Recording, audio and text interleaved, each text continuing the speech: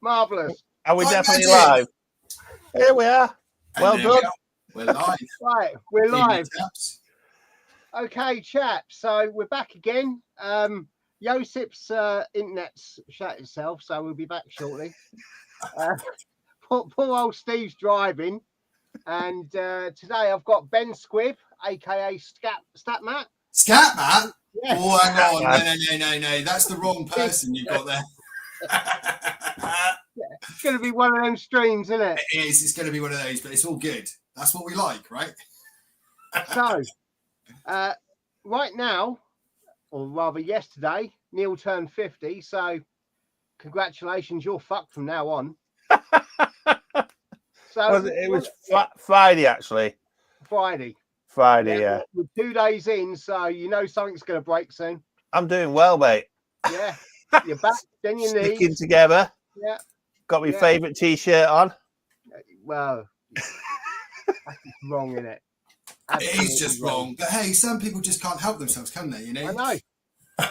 It's a disease. I know it's got an A at the beginning, but it's the wrong one. Do you know what I mean? It's AM, and it's supposed to go IGA after that, not AMSTRAD. It's not, okay? Oh dear. Bless.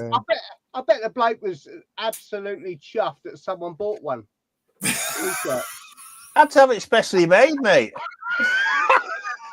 That's even worse. A special to order. Oh. A one-off. The one person who actually wanted one. Yeah. I'm waiting for Alan. I'm going to go The Apprentice in it. And I'll win. Yeah. I bet even Alan Sugar'd be surprised someone's wearing one. I reckon you're right, actually. He's probably like, what the hell? We only wanted to make some money on it, but, some bunts back then. I didn't give a shit about how it actually was or what it actually did, as long as people believed it was good and they paid the money. And by now, it's like, whatever. It's like their videos and the stereos that were mostly empty space, wasn't it? Absolutely diabolical. But and the skyboxes. They always had 5 LEDs on the front in like a VU meter. Yes, exactly. To make them look fancy, right? Yeah. It's like, oh, this is high tech. It must be, because it's got like these like little lights and stuff that make it look really cool. Then you open up, like you say, it's just a void. Oh, that's where the actual thing is. The amp, that little thing down there inside. And whenever you looked in the Argos catalogue, it'd have the rated watts in PMPO, and it'd be some monstrous amount like 1200 watts, enough to give you a fucking aneurysm. You know what I mean? Yeah, as if. Do you know what I mean? That'd be too much for a party, let alone your house. Do you know what I mean? That's just stupid. And what happened was, if you turned them up over 3, all you got was distortion out of it. It was absolute garbage. Yes, absolutely. It is garbage, to be fair. But hey ho, that's what they did. I think that was exactly. They would convince people, wouldn't they? I mean, to be fair, Sinclair had his. I mean, he did his kind of dabbling, didn't he? But some of as we saw in Micromen, that's come up before in our previous stream, and I know lots of us have watched that many times. Film, it's a great documentary film type thing. It's good. All right, some of it's made up for the purpose of the narrative, the story, and so on. But, a lot of it is actually quite true. That's what happened. But of course, Sinclair. Some of their stuff was like, it was great, worked for about a week, and then it's fucked. It's like, okay, so it doesn't work. What am I going to do? Even new Spectrums we make work for about a week, don't they? Wow. The Harlequin. Well, I've been watching that video you've been doing about ripping apart that other one with the dock and everything as well, and how somebody butchered it to have lower voltage RAM and all that stuff. That was wacky. Yeah, but like I say, it upsets some people because I put it back to standard, but I prefer it back to standard. I agree. And also, it belongs to you. So exactly. You do with it what you want, right? I mean, okay, it's not, to be fair, if people are so keen to have, a doctored one, they can make one up for themselves if they want. Yeah, they want to put massive caps inside it. Well, exactly. Some of that, it was mad. It was kind of like mad scientist type stuff. Especially it was a soldering as well on it. The soldering wasn't very good, so that's why I removed it. Yeah. Although you didn't check the voltages of the RAM before you slapped in the power. No, but I did feel they were getting very hot, but they're a bit hot, these. I mean, taking 12 volts for a 5-volt memory. Exactly. More than double what they're supposed to be. Just slap it in. Oh, hang on a minute. Yeah, but Weird. I just presumed it was normal memory in it, like I say. It's fair enough. You know what it's like when you're doing videos. It's part of trial and error. I don't cover anything up. Yes. I don't see the point in covering it up. I could have cut that out and said, "Oh no, these are wrong memory." I think that's really true, actually. All joking aside, right? Yeah. Integrity and being honest about the kind of cock-ups along the way as well is also really useful, isn't it? Because we all make mistakes, and anybody who tells you they're not, right, they're just lying, aren't they? No, that's right? Everybody's made mistakes. Exactly. Yeah. And you know, when it comes to that kind of stuff, but still, you know, you'll live and learn, eh, Neil? You'll next time you'll think to yourself, "Oh, I'm doing this." Maybe next time I open a Spectrum, I check the memory. Let's have a look. But no, it was cool, and I enjoyed it, mate. It was entertaining to watch it, not because of the cock-ups. That was entertaining in its own right, but no, it was enjoyable generally. I really enjoyed watching that video that you did on it and taking it apart. And I can understand when people get upset, but hey, it's the disk drive though really amazed me how well it worked. That 3.5-inch drive and stuff. That was really good. That was just crazy that it actually worked. And I know Lee said I did a small game, but I just wanted to get it working and just prove it working. And I couldn't believe when it loaded back in. Well, yeah, absolutely. I watched you do it, take the snapshot and load it back in, and it was really good. And it was like, actually, that's kind of better than some of the other stuff we had on there, the other micros, to be honest. And it was done for the Spectrum. Yeah, so you also had that thermal printer as well. They were shit. I don't know if Lee, you probably had a go at using one. I did use one of those back in the day on another person's computer, and it's like it's thermal, isn't it? So it prints onto that silver. I wondered how it worked. I thought it, but it's not ink.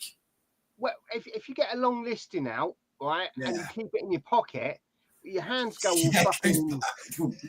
That's right, because it's metallic. It's like, you know, there we go. It's like a receipt printer, isn't it? Yeah, exactly. It's like a receipt printer. Like a point of sale this printer. Was more metallic. It was proper silver. On one side, it was like proper silver, metallic. Yeah, but weird. That, what's his name? That Disciple add-on with the disk drive has got a Centronics printer port on it as well. Yes, I saw. So you've got that extra as well, and the networking feature on it. It's really cool to somebody put all that together, because a lot of things to put together in one solution, isn't it? And for it to work. Designing that was quite smart, right? It surprised me. It worked. Yeah, it just worked. And when you did it, it worked. This is the thing. You've worked all those years as well. So that was testament to your undoing work as well. So I suppose some of that as well. So it's good. But no, I thought it was really interesting. And of course, that one was a complete happenstance for you. It was a complete fluke. You weren't expecting you to get that, were you? Because I think you said you picked up a random box of stuff. It was. I went to do a collection for his house. He said to me, "You do retro, don't you?" I said, "Yeah, I've got a few computers for you." So I left the wife at home. I went off in the Volvo. I got there, and there's computer after computer coming out. I actually filled my car with books and computers. It's like one of those things you really wish you'd found. But the guy that had it was into messing around. Yes. I've got an Archimedes with an AT power supply hanging out of it. No. Okay. So there was definitely some jerry rig stuff. Well, to be honest, when you were going through that box, you could tell it was somebody who was a fiddler, right? Just he used to dabble. Random shit all put together. Let's just cobble this together and see what happens. Yeah, that's what a lot of it was like, especially in the 80s, wasn't it? Right back exactly, fiddle around. What's this do? Let's solder this power supply in here and see what happens. Yeah. Oh, look. Let's skip that bit and put it straight in. Fixing it. Shove it in. Do you know what I mean? Just click exactly. Or solder it later. Stick it down with some sticky tape first. And they've all got tin foil where the fuses are. Yeah, exactly. So it's all fun. I'd check the RAM in that before you power it on, by the way. Check it. That's going to be my saying now, isn't it, Lee? Well, that's what they say. The really old saying, Neil, isn't it? Measure twice, cut once. Yeah. Definitely. I don't need that RAM anyway. No, it would have been funny with the flames, wouldn't it? Exactly. It wasn't the proper RAM, so oh well. Yeah. I expect no wonder it got hot. Wasn't it, Neil? Sorry? Just a little bit overclocked. Yeah, that's all it was. Yeah, pushed it a bit further. It was a fun watch, though. Honestly, thank you for sharing it. I did the same thing with the Atom. Yeah, so it was good. The Atom, because I looked what voltage it was, and I took that voltage through, and then realised, oh, it's missing its regulators. I wonder why this isn't working. So I stuffed 8-volt for it. There you go. Off it goes. Yeah. Have you haven't looked at the Dragon yet? Dragon, I've not looked at. It's interesting, the Dragon. No, I've got the original power supply. Yeah, don't fuck around with that. Make sure you probe that out before you power it up. Why? You will blow the entire asshole out of it. Yeah, I've heard similar things from It's got 28 volts on one line. Yeah, 28. Kind of nuts, right? Yeah, that's nuts. Yeah. What about the? I've got a Oric 1 as well. I'm sorry.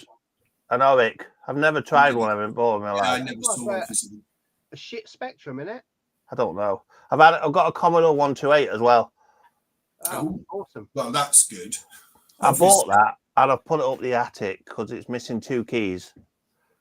Okay. Yeah, that's going to be like hen's teeth getting there. And I haven't. And guess which keys are missing? The function ones you can't get apparently. Well, I don't know. I've never used one of them as well. But 3D printing them, that looks pretty shoddy, doesn't it? I saw Tim did one, didn't he? On one of the Beebs he had, he printed a key, I think, didn't he? And then painted. Or he's planning to paint it. I think maybe. I've got. What else have I got? Well, 3D printing has come a long way. I mean, I'm still a complete don't know shit about anything when it comes to 3D printing. I know you do, you guys, certainly Lee. Yeah. But you know, when you see the results of what these things do now, it's a heck of a lot better than it used to be, right? Because you could really see it's gotten a lot better, and it will continue to get better, won't it? Yeah. Still filament though; it's still laying like this, isn't it? So you're always going to get a lattice. Yeah. Yeah, you're never going to get it perfect, are you? I mean, resin printer is really good quality, but then it just stinks and shrinks, as Lee says. Yeah, It's messy as hell. I hated it. All right. You gave it a go. I haven't got time for 3D printing. I'm waiting for Star Trek replicators. When that technology comes out, I'm with it on board. You're on it. You're straight. Yeah. Well, I can just open a drawer and say I want this, and it pull it out. That would be quite handy, wouldn't it? It's like, do you know what? I want one of. Yeah. All right. Cool. I want a San Coupe. Okay, there you go. There you go. Anything else? Flood the market. Yeah, but I don't know if I've got enough room. But what do I do? Yeah. I need a bigger room. Then you can say, well, actually, there is another option. You could have a non-physical item. You could go onto a holodeck. Have a holodeck in your home, and then you could have all of it. All right, it's still virtual. It's not real, but it just as well be real. Because it's there in front of you, and you're using it. I don't know. But it's all good. I mean, yes, interestingly, that sort of stuff. Yeah, finding kind of aftermarket stuff that's kind of like keyed caps and stuff, real stuff. It's hard, right? So you're going to have to come up with something probably as an alternative, almost certainly, unless you can manage those. It's getting silly. I mean, again, we talked about this last time, but I do not own a lot. I own what I own, and I don't buy anymore. So I've had my 64 since back in the day, and my 1701 monitor. You know, I've got all that stuff, but I've not bought anything really new. I did buy a Mega Drive from a car boot sale about 10 years ago because I'd sold my old one off. But to be honest, I don't collect a lot of that sort of stuff. This is the thing that I've been using a lot. This is cool. Yeah. This has finally made it so that I want to. Like before the Mr. Pi, I was like, it's too expensive, the Mr. setup really to justify, but this thing, bloody awesome. The price point. Yeah, I've got the QM Tech one recently. Yes, I saw that you got the QM Tech, the alternative one. Good. Also cost reduced and therefore good and well made. And actually does have some pros over this. I don't know what. Potentially, there's a couple of different design decisions on there. I think the way that this is powered might be slightly different and so on. There's different options. I think it's down to the memory as well, isn't it, where it's on board on the QM Tech. Yeah, that's right. So it's all obviously on the actual. Yeah, exactly. Yeah, that's right. Well, it's all I could get hold of. Yeah, well, that's like Ken's teeth at the moment. Yeah, well, yeah, that's it. You see, I did the first batch. I didn't go and try and order. I was really close to doing it, but I didn't. but they sold in about 5 minutes anyway. Even though he did 2 batches. This time it was a bit better, but I was still up to like, I think it's 1 or 2 o'clock in the morning to do the you know, China, because it was China, 8 o'clock in the morning, their local time, that's 1 o'clock a.m. our time. Or it was in the summer, just the tail end of the summer. I think it was, wasn't it? No, was it October, November? Yeah, I can't remember now. It was something like that anyway, before Christmas. And so I stayed up late to do it, and I managed to get one, so which is really good. But yeah, they're not easy to get hold of, but I think it will get easier. And anyway, that QM Tech one is also really good. So you've not, you know, it's not like you've missed. I blame Lee, because I didn't even know about him until I watched Lee's videos. Yeah. Well, you didn't know anything about the Mister? He used to say to me, it's not like emulation. I went, no, I think it's just emulation. But it's not. It's like playing the original console. I mean, I even went as far as this Christmas, I got hold of the Analog Pocket as well, after watching his video, and that thing's superb as well. But yeah, it's all Lee's fault. Yeah, they're good, these. They're very good. I was given that, though. I think I was given it. I think he's got he's got shares in it, I think. Well, hey. And he's pushing it. That's right, behind the scenes. Kind of, you know, go and see. Anyway, you get them the right point. Today I saw that one that's coming out, I was telling Lee about, the all-in-one Mr. Console. Yeah, they're doing it too. Yeah, and it was working off those NFC cards. So you had an NFC card for the Amiga, NFC card for whatever, and you put them on top and it switched to the right core. And they had a question card which you put on, and you just picked a random game. That's right. That's right. Exactly. Yes, that's right. So a lot of that sort of stuff, because the stuff we talked about this a year ago, didn't we, as well? And obviously that's what made me think. I thought, was it something to do with you? No. So it was them that did it first. Yeah. The Mr. There was the chap in Australia, I forget his name now, but he did a script quite before we did anything to introduce NFC support to the Mister.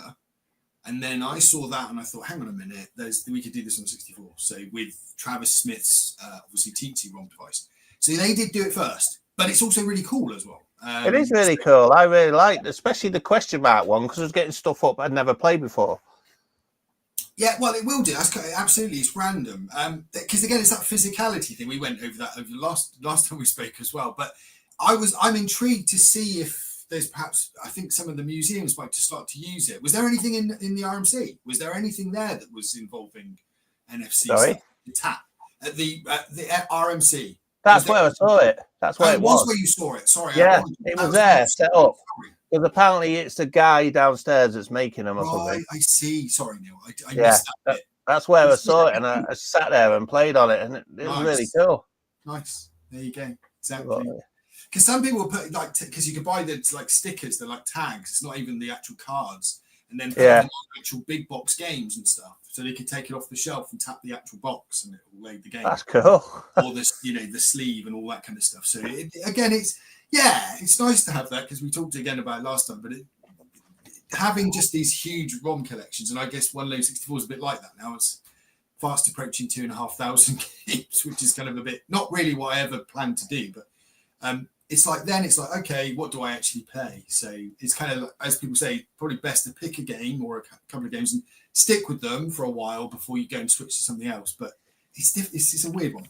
So yeah, good fun though. But that's a cool idea. I'm pleased that they're using something like that in the RMC. That's a good idea, and it kind of it helps the younger generation as well, I think, see these things, because they've got to pull out discs and put those in. It's not going to make much sense to them. Whereas you just take one of these, tap it here, off you go. And it's, they can enjoy that, can't they? Yeah, they just basically put it on top and you play whichever console you want. So you can turn it into the Amiga core, the 64 core. Add the picture of the consoles. You just put them on. And it's really good. Worked really well. Very, very cool. Okay, so what do you think was the best thing you saw there, over the visit? What was the most interesting thing, you saw? Probably some of the Japanese stuff he had there. He had like a whole corner of Japanese stuff I've never even seen in my life, like the SG-1000. There was even a Sega computer, a Sega computer with a cartridge port on it and stuff. I've never seen that in my life. It wasn't running, unfortunately, but a lot of the stuff there he has got set up, and you can just sit down and play. Yes, It's of good. course, that's right, absolutely. And he's got like a WH Smith shop, right, with all the sealed games in there. I don't know whether it's resealed or what, but they're all sealed with prices on. that's and some cool. of them with the red dots you can scan and play on the screen, and it'll come up on the Right, computer inside. They did do that. I guess that's NFC again in the side. Almost, Yeah. Yeah, absolutely. And also had a lot of sealed like Voodoo 2s and stuff, or the Voodoo 3 cards, 5 cards. Really good stuff there. He's got some really stuff which I've never seen before. So yeah, well, really absolutely. Good. He's definitely got some obscure stuff in there as well. Absolutely. I noticed he's got the same chairs as me, so he must have pinched the idea off me again. But no, but otherwise than that, it's a really great place to go and visit. Yes. It's just a nice place, and it's not massive and it's not overwhelming, and there's not loads of people in there. It's like a nice number of people to let in. Good. And you could got cups of coffee in proper cups and stuff. Like you sit down, you can play on what you want. You can sit there, all the handhelds are there, and they've all got their multi-carts in them and stuff. So yeah, it's really good. I really enjoyed it. And like I say, I chatted to some of the guys in the dev room and stuff. There's all the development consoles in there, all the PlayStations and mad stuff. But yeah, really good. I'd suggest anybody to go and see it if they can. Yeah, I'll definitely give it a go. I'd like if you're into retro stuff like us. Well, that's it, exactly. I'd like to take my son along as well, because he knows a little bit about retro through what we do, but obviously it's a totally different thing to kind of actually see it then. Like you said, stuff that we've never seen. Like, yeah. What is that? I mean, I might have heard about it, but I've certainly never seen it in the flesh and had a go on it. So that's really, really cool. I think that's... He didn't have one of those disk drives for the Spectrums like me, though. No, he didn't have one. Yeah, no, see, you've got the edge there, Neil. I got something he hasn't got. No, it's a very impressive place. Impressive building as well, from what I can gather, because it's like an old mill, and I mean, it's kind of like he's on the 4th floor. He is. Yeah. So he's got a floor of that, but they've also got places outside, like the arcade place. But I didn't. That was extra payment to go into that for the afternoon. Oh, is it? Okay, which I guess is fair enough. But okay. Yeah. That's an extra. Because I think it's run as two different. I don't know whether it's run as two different businesses, because that Holly runs that one, but Holly was upstairs anyway. She was talking to us anyway. Right. I see. There's some guy dropping off an arcade cab there. Don't know what it was. I didn't catch it. But it came out of a van. Yeah. Exactly. Yeah. Well, and to be fair, you can understand them needing to kind of recoup some costs as well, because to run that sort of place is not exactly, and keep things maintained and everything else. Keep everything working for a start. Exactly, just keeping all stuff working, So it's nice to see that there's a place for, as I say, us to go, but also younger people to go and have a look and see some of this stuff, because some of it doesn't have any meaning to them until they can actually see it and touch it, right? And physically use it, yeah. That's right, exactly. And wait there 3 hours for a game to load. That's the thing, though, isn't it? So they've got a lot of that aftermarket stuff as well. You talked about the NFC, but they've clearly got flash cards, SD stuff, all that kind of stuff. Exactly, yeah. Well, so you can still do it there, and they still have, I'm sure, original media, all that stuff if you want to do it. But equally, it's like actually you don't need to as well if you don't want to.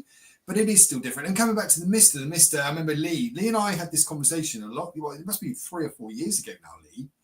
We were talking about the Mister. Yeah, it was a while ago. And then you were saying, well, be careful, Ben, because obviously the Mister's great. FPGA stuff is great, but it's only as good still as the emulator. Yeah. It's still emulation. It's just a different type of emulation. And if the implementation is not great, it won't be exact. It won't. Exactly. It's only as good as the person who actually put it together and their knowledge about how this thing actually works and didn't cheat too much. Because that's the thing, in emulators, generally, they do cheat at times. They have to, because they can't actually recreate it exactly. If you've got a software emulator, even if it's cycle exact, you've still got to sequentially process everything that happens in parallel naturally. That's right. That's right. And that is the one thing in FPGA that does have a slight advantage in that kind of parallel stuff, doesn't it? Yeah. Like you don't have to kind of have a concept of switching between things and keeping that over, all together quite so much. It does it for you if you get all your kind of latches and timings right. But you know, that is a good thing. But again, it's still down to the person who's putting it together. Well, I always see FPGAs as a behavioural model, yes, rather than an implementation. So they're trying to recreate the behaviour of something rather than exactness. Technically, it could be exact if you've got that information to translate in the beginning. Yes. But a lot of the stuff is done by interrogating existing designs and reverse engineering it. It's not a direct logic replacement for what is out there. And some of it you can't anyway, because some stuff's analog. So like in the SID chip, you're not going to be able to do that in an FPGA without some kind of fudge, because there's no analog component. That's right. It's not a digital device. So that's right. So indeed, they've had a good go. Of course they have. It's 64 cores. Well, it's very, very impressive. I've never had a problem with it, and I've thrown a lot of stuff at it, and it's never not worked. So whereas Vice, Vice, I find is I'm sorry, the guys they may listen into this. Vice is a great emulator, but it's still a little bit buggy, the interface, and it locks up and stuff just for no reason. And so there's definitely, I think a lot of it's to do with the way that they port it. Maybe if I was using, if you're using what they use, the Linux version, it probably is more stable. But when it runs on Windows and Macs, it can be a little bit hit and miss. Yeah. But still very clever, and they're still adding new stuff to it. What I found amazing recently is them talking about, there's this new Gmod 2. You might have heard about the new sort of cards that are coming along, Lee, but there's Gmod 2 and 3, I think, which are like easy flash, but go on to the next thing and all that kind of stuff, but ahead of Magic Desk. And so it doesn't really exist per se yet, but then they're adding some preliminary stuff to Vice so that they can actually emulate it before it's actually a real thing out there. Which is funny when you think about it. It's weird how because again, you can, right? This is the point. It's a virtual device, so they can do it. Yeah. It's very interesting. And they've got a very nice framework. I mean, I'm not a C programmer by a long stretch, but they've got a very nice framework for how Vice is implemented, and it's really easy to use. Way back when I did a little tiny bit of dev work on the FPGA core while it was transitioning from Mister, I was using Vice to get some of my information for implementing the code. Totally. That is totally true as well, of course. That happens in both directions as well. Because you've had I've noticed some of the arcade core guys are sharing information back to the main guys now as well, and vice versa. So, because again, like you said, a lot of what they do now, the kind of simpler stuff they've done, and now it's more like stuff that's either got kill chips on it or it's encrypted or it needs decapping, and then they literally shave the top of the chip off and then literally figure out the transit or what's in it, and it's madness. Crazy, yeah. And so a lot of that sort of stuff's gotten a lot harder now. But it's amazing. Or like the one that you said, they figure out Trojans, they kind of get something they can interrogate it to run a bit of code to kind of dump itself out or tell it what it's doing, or they can infer what it's doing based on the behaviors that they see when they send it certain commands and stuff. But it's crazy stuff, but interesting as well, that it opens up the potential for us. I still, after all these years, I can remember using the early emulators. I do remember a 64 emulator on the Amiga, and I'm sure I was running that on a 1200. Terrible it was. Yes, it's not great, but and I remember thinking, this is kind of a novelty. This is interesting. If it could actually do it, that would be great, but it really couldn't. Not to the degree that was required anyway, right? He had a DOS one as well, didn't he? Yeah, that's right. That was terrible. It was. But then when MAME first happened, and I remember then when there was probably 20 or 30 games that supported Pac-Man and all that stuff, and it was kind of mind-blowing that you could play these arcade games. Arcade games. Yeah. In that 96, 97, 97, wasn't it? 97, 98. And it was just, I couldn't get enough. I was like, this is amazing. I can play all these old games. That's all you ever wanted was arcade games at home, wasn't it? That's all I ever wanted. You could play them at home. Yeah. I wanted Final Fight at home. It played like Final Fight in the arcade and stuff like that. 1942. It was never the same on the remakes. No. Never was. I mean, That's they right. tried to get close, but it just wasn't the and same. some did come pretty close, some of the ports. But, you know, at the end of the day, it still wasn't quite the same. Wasn't there, was it? And actually, you know, and nor would it be, even if the machine sometimes has the ability to replicate it very closely, it may still not come out feeling right, because it wasn't really ported. It was, you know, written up from the ground up again, because they couldn't take what they'd written for this other thing and port it directly across. So they might have been able to take. It's a bit like what we saw with some of the Amiga stuff in the SD. They take the assets so it would look like the game. Yeah. But when you played it, it just didn't feel like the game, and it was horrible. So, you know, it's like, it's like Golden Axe. I remember when Golden Axe came out. I was like that. I remember the summer that came out. I think it was like 1989, and it was everywhere. I know Street Fighter 2 and everything came later as well, but Golden Axe was one of those later games that hit, and I was like, wow, this is amazing. We love that game so much, and there were so many. Double Dragon before as well, of course. Yeah. And it was, I wish I could play this at home. I want to play this at home. And then everybody was going out and buying those games for the 64 or the Amiga, whatever, and hoping, oh God, let's see how close it can get. And it was generally disappointing when he got like Street Fighter 2 was terrible on the Amiga. Bloody awful, yeah, exactly. I think it was the worst version out of everything. I don't know. The ST was pretty shit. No, the Amiga was terrible, mate. Honestly, I always remember. Terrible. That's the other thing they were doing, wasn't it? Was porting stuff from doing the ST. And then the ST was faster, mate. It was 8 megahertz instead of 7.14. That didn't help it in this, I tell you. It didn't. That was my argument in the playground, I always remember. Well, your Amiga's slower. Yeah, your Amiga's slower, yeah. It's got all those custom chips. I love the ST, I really do. And I had that before the Amiga. And, Same here, yeah.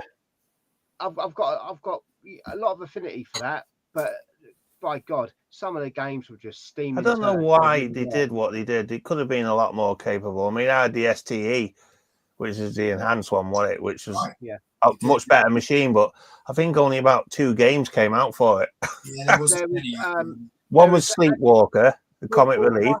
Obsession Pinball, and 05. Maybe Chaos Engine as well. There was an STE enhanced version. There might have been. Yeah, that was it though. As well. Yeah, there wasn't much, but it's a shame really. You used to get the demos and it used to be as good as the Amiga, I'd say. But then it's a bit too late. Capable, but it was too late. Yeah, exactly. Yeah. It's a shame. The ship had already sailed. Yeah.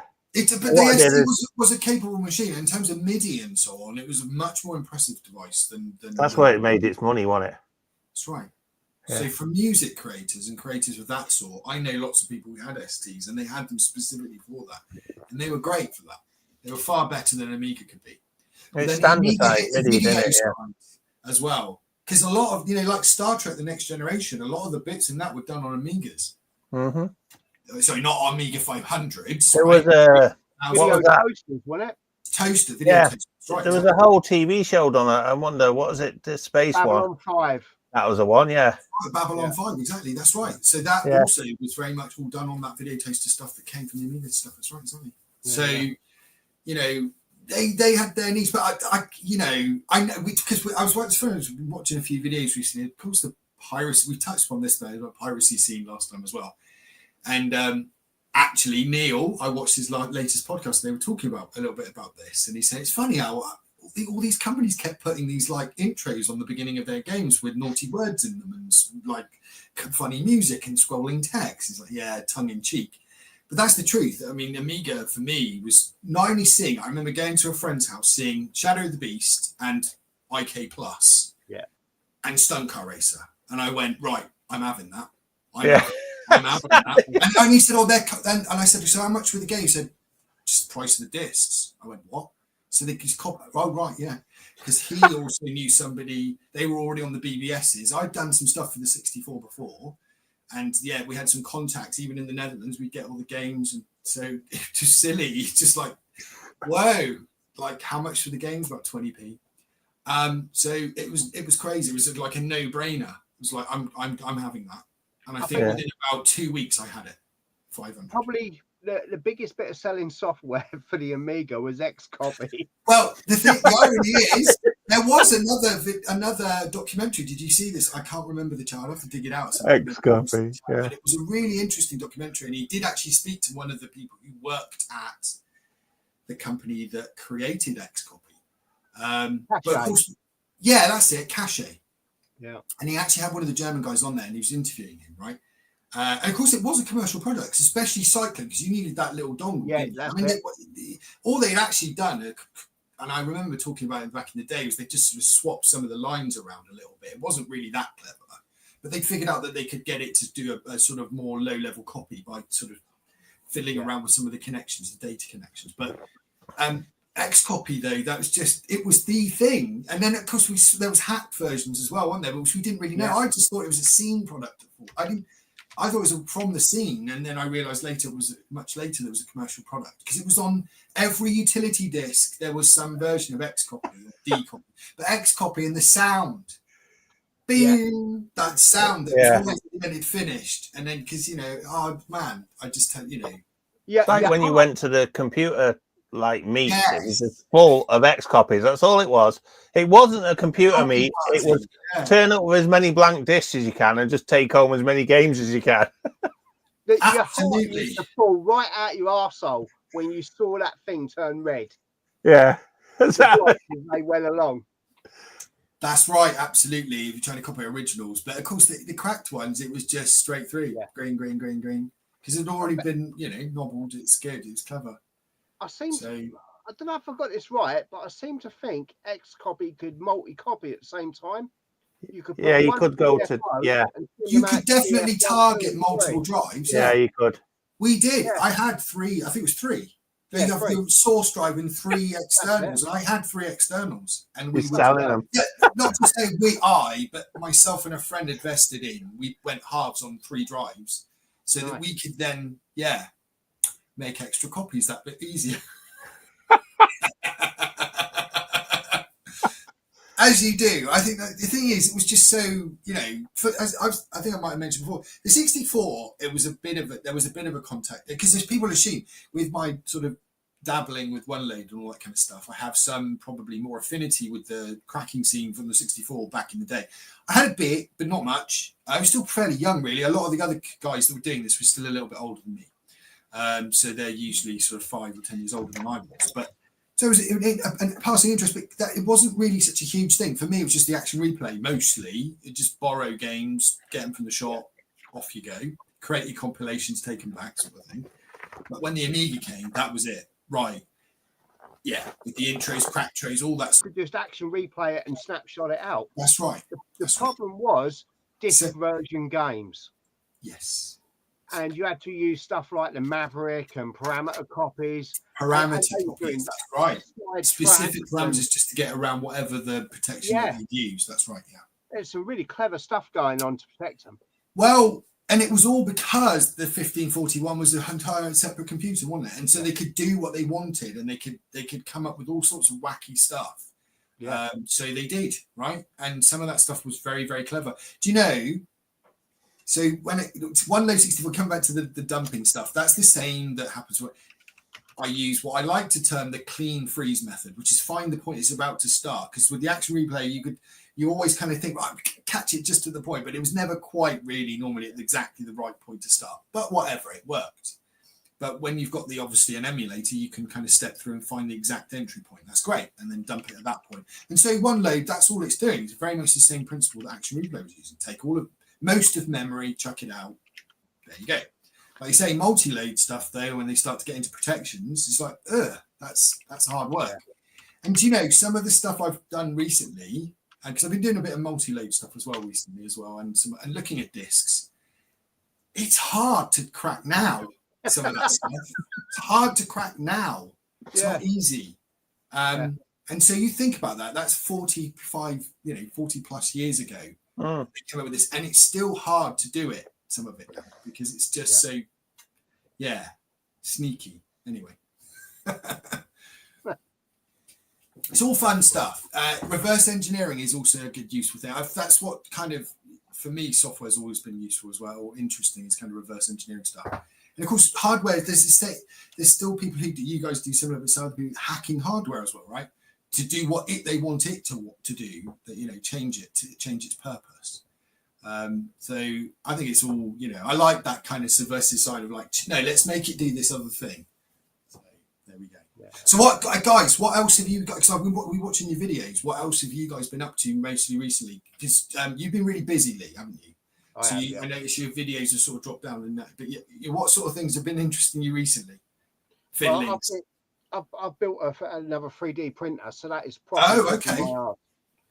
So yeah, I've built a large format printer, so I'm still building it, so it's taking a long while. Right. Okay. Fair enough. When you say large, how big could it do then? How big a 350 mil cubed is the build area. Okay, that's significant. Fairly big. That's chunky, definitely. That's cool. So yesterday I pulled out the Harlequin, and holy fucking shit! It's on the shelf there. I fired up the scope because what was happening was it wasn't loading tapes.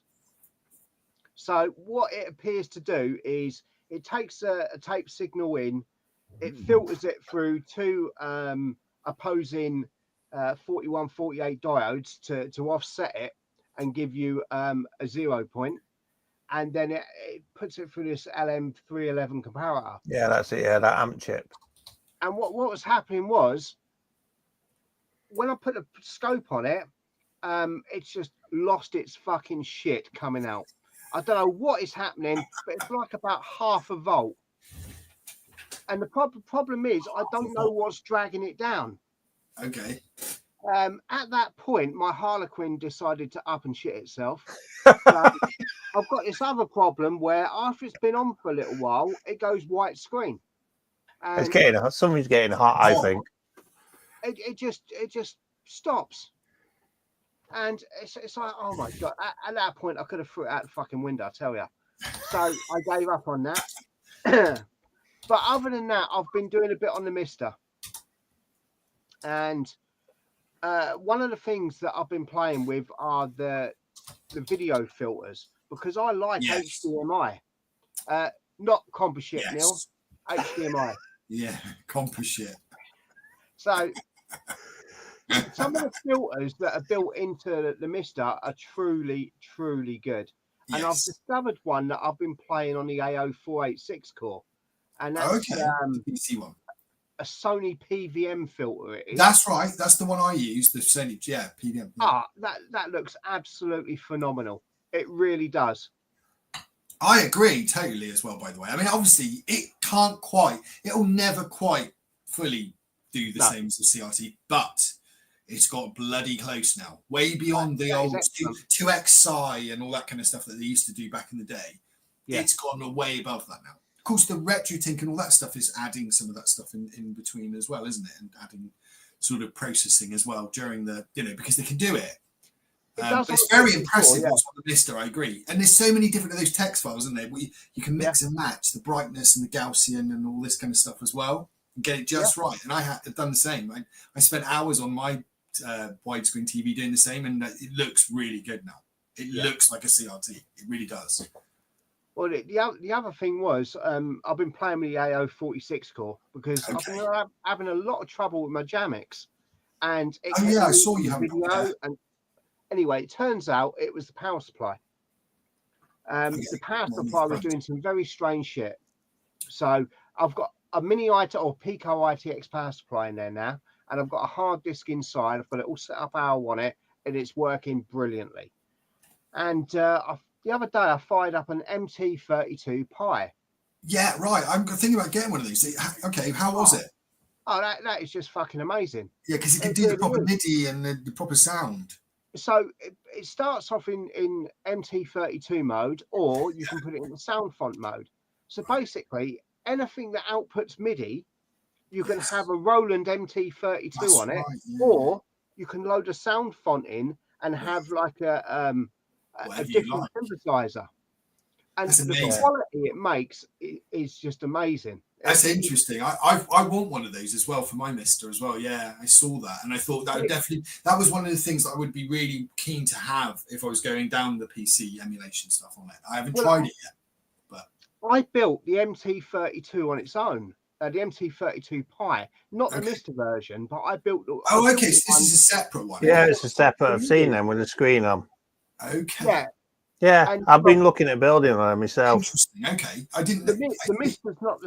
It's the same. It hasn't got MIDI ports in it. Does it all through the snack port? Yes, so that's right. Okay. I built one so that I can fire up, say, DOSBox on a PC, and I can actually use MIDI cables to do that. The problem you've got is you've got two separate audio sources: the MT32 and then your PC. Exactly. Yeah. Cool. However, with Mister, it transmits it lossless through I2S. So you've got digital sound. So this thing you plug into your snack port. That's the one that I've been looking at. This is That's the one. Yeah. Yes. That's the thing. Yeah. This is running on a Pi 3A. Yep. And it's got a little OLED screen on it. Yeah. It's amazing. I definitely need to get that, don't I? This will be for this. It's like it'd be perfect. And it mixes the sound properly. The implementation on the Mister is brilliant. And I sent you that video, Neil, of that. I saw it. That MIDI file. I loaded it's amazing. Yeah, it's crazy. Brilliant. Yeah, it's funny because I was looking at them the other week before because I saw a video on one. I thought I'm going to build on them. I found them on PCB Way, and I thought I will do one eventually because they look really cool. I've got a whole batch of PCBs somewhere. I'll have to see if I can find them. Yeah, they do look really cool. I do want to build one, to be honest, because I've always fancied a Roland, but they've always been too expensive. Yeah, they are. Yeah, for what they are. Oh, yeah. But if you did have one, you'd have to patch MIDI into it, and then you'd need a mixer. And then an amp. Yeah. But this MT32 Pi just works. But not only that, it works on the Amiga core, the Atari ST core, the X68, any core that outputs MIDI. Yeah, a bit of Monkey Island on the go. Yeah, right. That sounds excellent through the MT32. Yeah, it would be really good. I want to check that out. Yeah, it's interesting stuff. I can understand why you've been fiddling with that for sure. Because again, we were talking about CRTs there, but that actually is kind of the real thing as well, how it sounds. And actually, anything that's not the real thing there doesn't sound quite right. So it's very interesting stuff. Good stuff. We want to look into that. Yeah, it's worth doing. And the games that don't support MT32, regular MIDI output games like Doom, Dune. Dune. Cool. Hexen. Loads of other games. What's that other one? TIE Fighter. Oh, right. Yes. Dark Forces, shit like that. I love them games, TIE Fighter. You can then tell it to go into sound font mode, and it acts like an external synthesizer. And it makes a difference like you wouldn't believe. Sounds cool. I started recording a video on it, and then I got sidetracked with some other stuff. But like the fucking Harlequin. Harlequin. But it is amazing. It truly is. No, that sounds really, really cool. It's amazing the stuff that you can do as well, and you can never. It's not like you would never get bored. There's so many different things you could do. Exactly, that's a good thing as well. So yeah, exactly. Mm. Absolutely. And I can see, Neil, you keep collecting stuff. I think you said you were storing stuff in your car, like your car outside. My car now has become an extension of my shed. Exactly. It's actually full. I mean, I've got a storage shed here on the back here, but I can't get in to sort it out because it's always dark or it's always raining like it is now. Right. Okay. So I need to drag everything out and move everything out into car and label it all up and put it into there tidily. But no, the floor down here is terrible. It's piled this high with books. What it's called? It's called hoarding, Neil. It's called hoarding. Yeah, but I keep thinking I'm going to use that. Shit, though, isn't it? It's like, It's really good, interesting stuff, and I just love it. It's amazing, mate. But it's so easy to run out of space. I mean, as I said, I don't collect this stuff. But it's not only that, I'm putting more stuff up the attic now. Like I put a Commodore 128 up there now, and I looked up there, I stuck my head through, and I saw 5 Archimedes piled up like that, and I'm thinking, I've got to do them as well.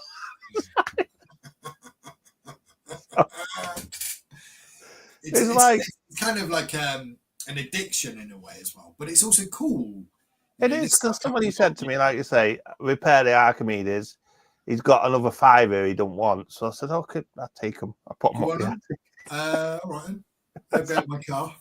No, yeah, exactly. And all last week I was working on this video. I was working on another Uno cart. Do you remember the Uno cart? For the Atari 2600. Oh, yes.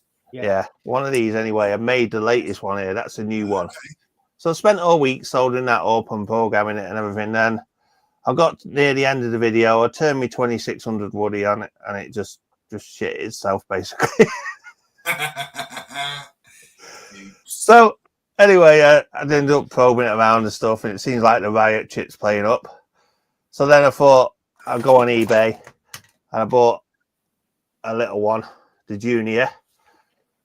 And I've just got that working the other day now. So that one's working now. So now this week, hopefully tomorrow, this new video will be out with this. So, because that's another PCB Wave video to keep them happy, you see. And then I'm going to be building a MIDI cart for the 1200. Because I bought myself a MIDI keyboard that was broken as well and fixed that. But I want to try MIDI on the Amiga. And just have a play around with it. Hey?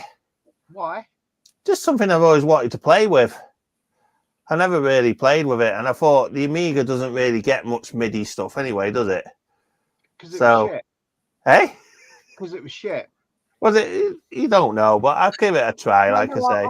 I've got a MIDI box for the Amiga. Yeah.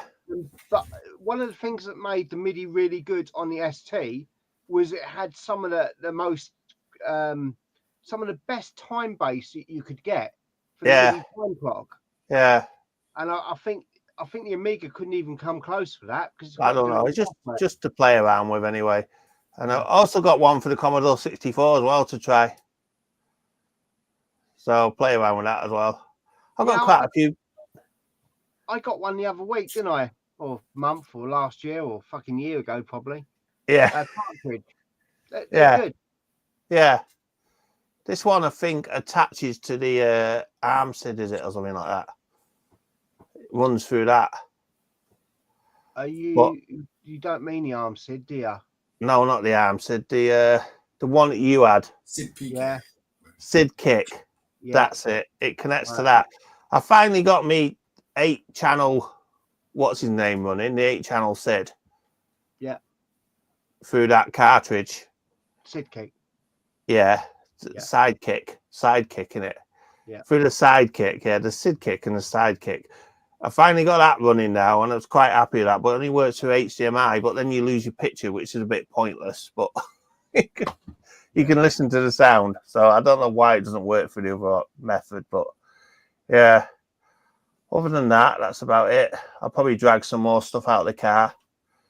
See what treasures are hidden in there. See what else. It's like a treasure chest every time I go in there. I mean, I know there's about 3 or 4. Do you know the external CPU expansions for the BBC? Like the Z80 and stuff like that. Yeah. I've still got that bloody other one to fix as well, that 68000 weird one that nobody knows anything about. The 68002, is it, or something? For the BBC Master, I bought a board that plugs into the tube. And with a Pi in it. And you can then turn it into any other CPU on the tube bus at crazy speeds. And the thing is, I've never used it. So you can run Elite at decent speed. I think Tube Elite only works on the 2 megahertz.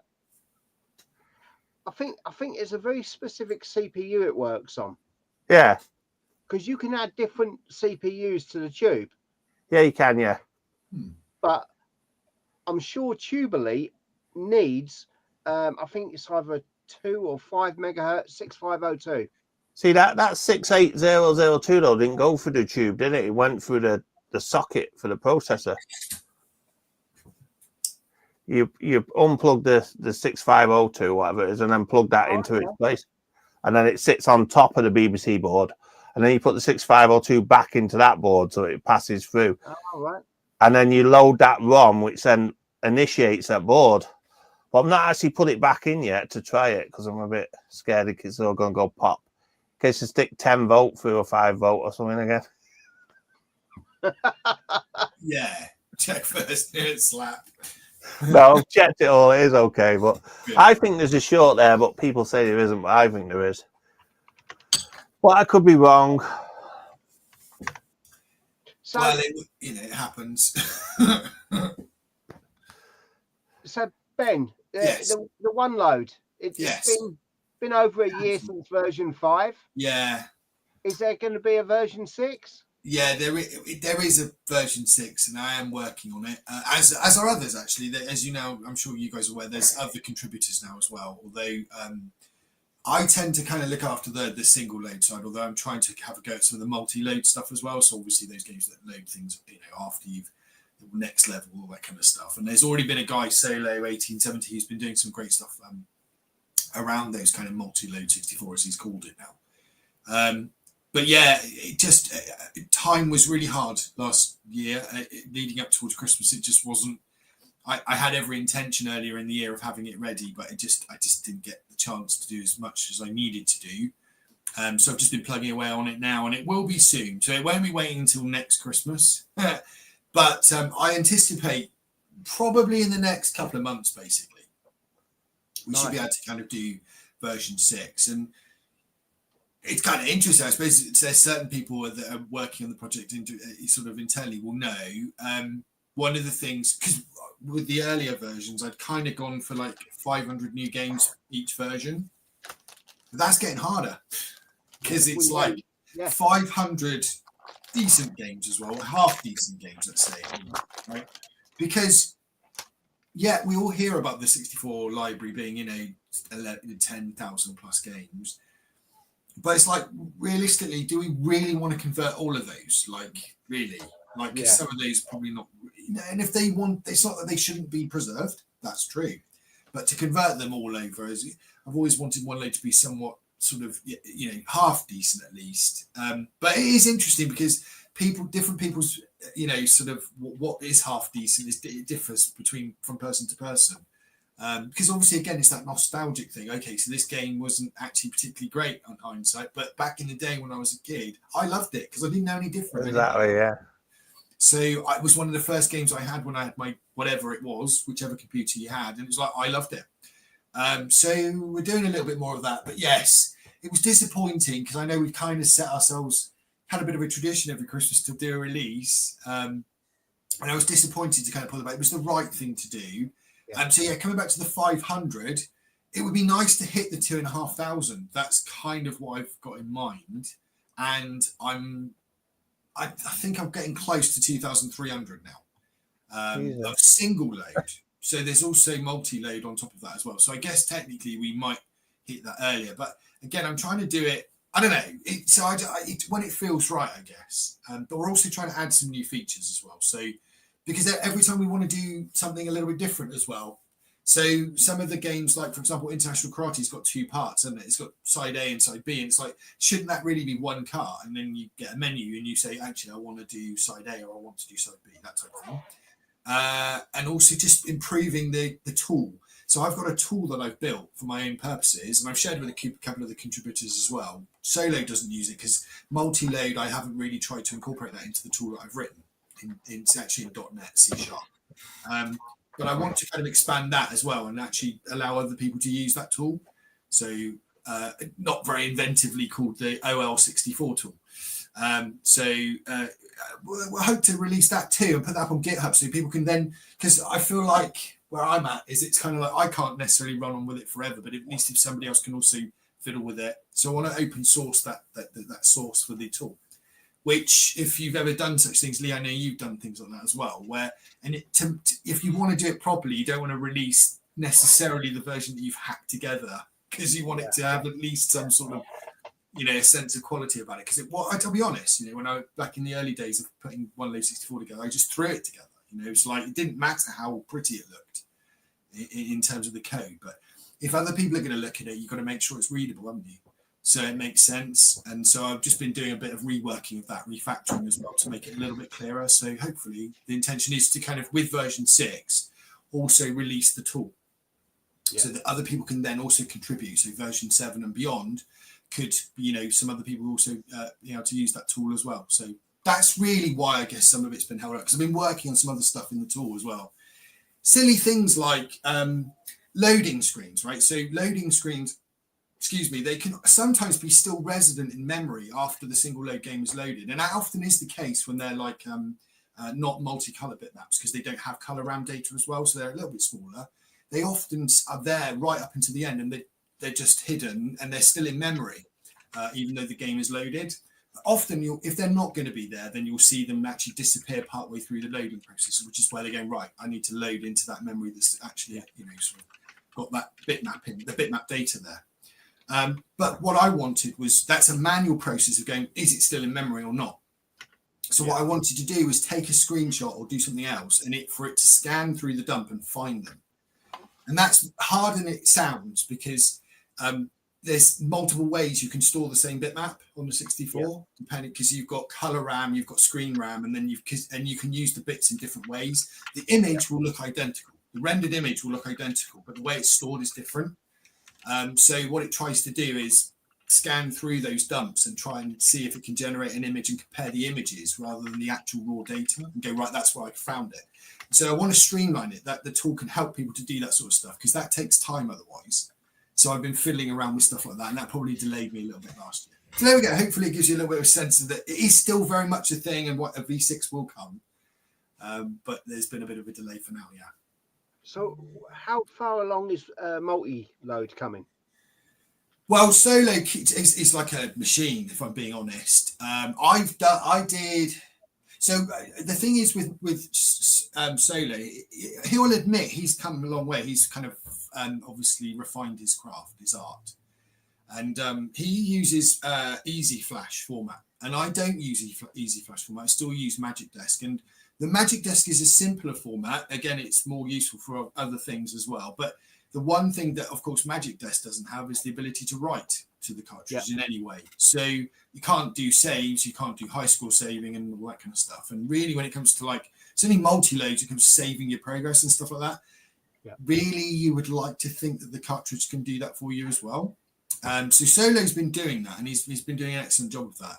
I did do a few Magic Desk conversions recently, but I do need to update the tool so it can incorporate that Easy Flash side. But yeah, he's done loads. I think he's fast approaching 200 that he's done.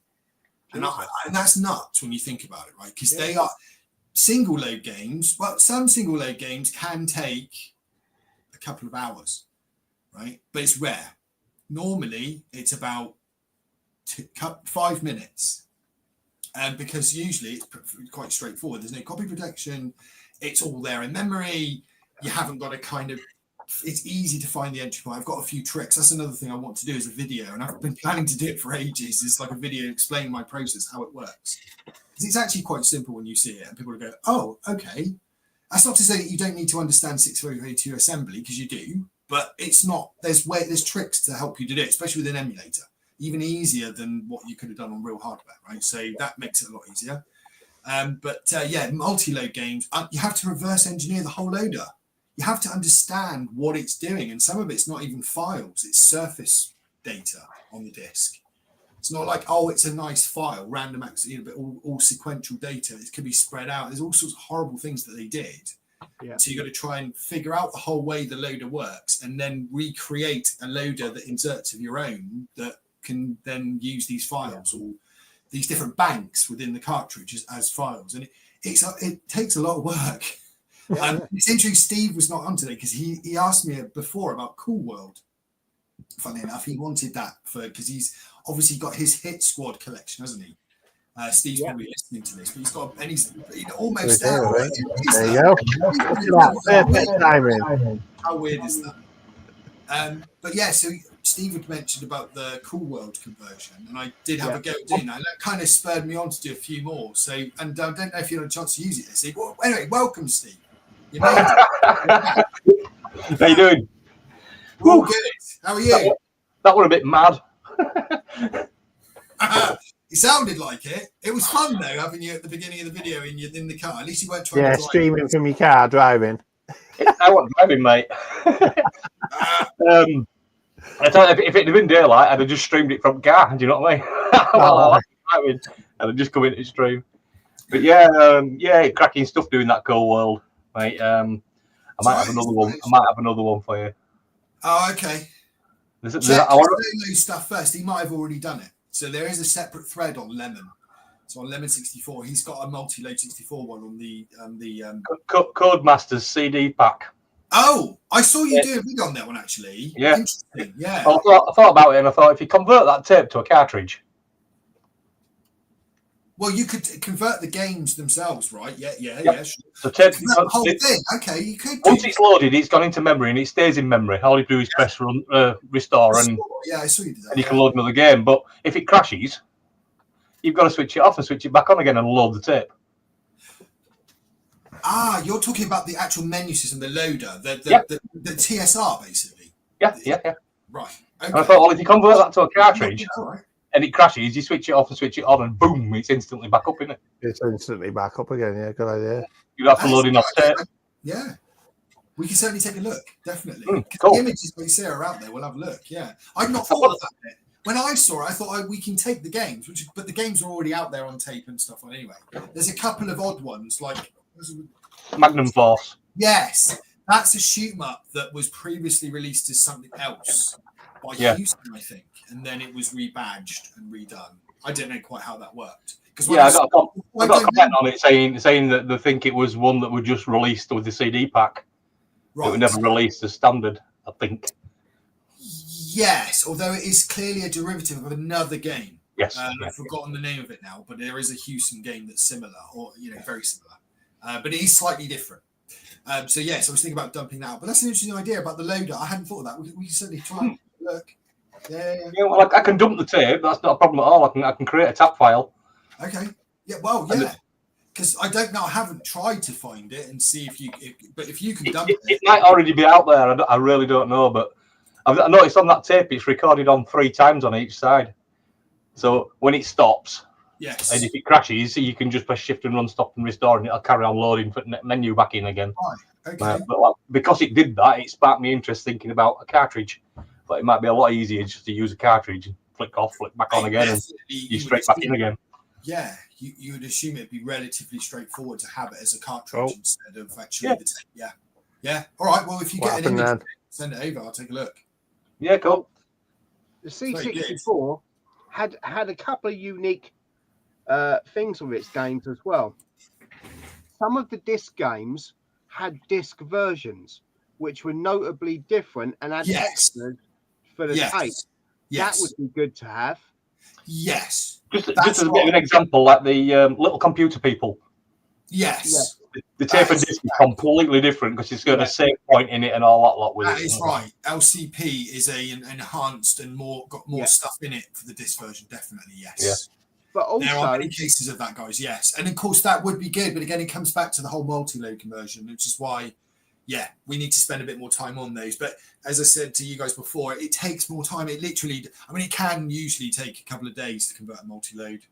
You're talking 7 or 8 hours plus just to kind of understand how it all works and then how you can replace it. Because sometimes it's not just replacing it; it's being able to write code that fits within the available space that you've got as well. Yeah. So it's not just, I can write this really long-handed version of a loader. I've got to now make it fit within this 2 kilobytes free. Do you know what I mean? And stuff like that. Yeah. It can make it a bit fit. Anyway. Yeah, they did, yeah. If you try and actually find disc versions of games for the 64, it's actually quite difficult to track them down online. So that would definitely be a worthwhile addition. The other thing is, some American games were different to European ones for the same game. Yes. That is the other oddity. Yes. Yeah. Yeah, there are a number of games that are not. They're not even from the same people. They're completely. They manage. The publishers got the license separately for the different regions. I think Space Harrier is one of them. Maybe after Yeah, that Sega ones. Yeah, there's a few we've come across. No, wasn't Transformers. Transformers, I think, was the same. I'm not quite sure. GoBots. GoBots. Oh, GoBots. GoBots. I'm not Do you sure. remember GoBots? Rocky Horror Show. Yeah. Yes, it was different on disc. It's different. It's like a different disc version, right? No, it's a different. It was American also version. different Right. for the American version to Yes. our one. Yes, that is correct. Yes, indeed. Although I still believe that one's derivative of some kind. I thought maybe I'm wrong. I think it's just a. I think It is an improved version, though. The North Yeah. American disc version is better. Yeah. For sure. So yes, like you said, Lee, taps are original media.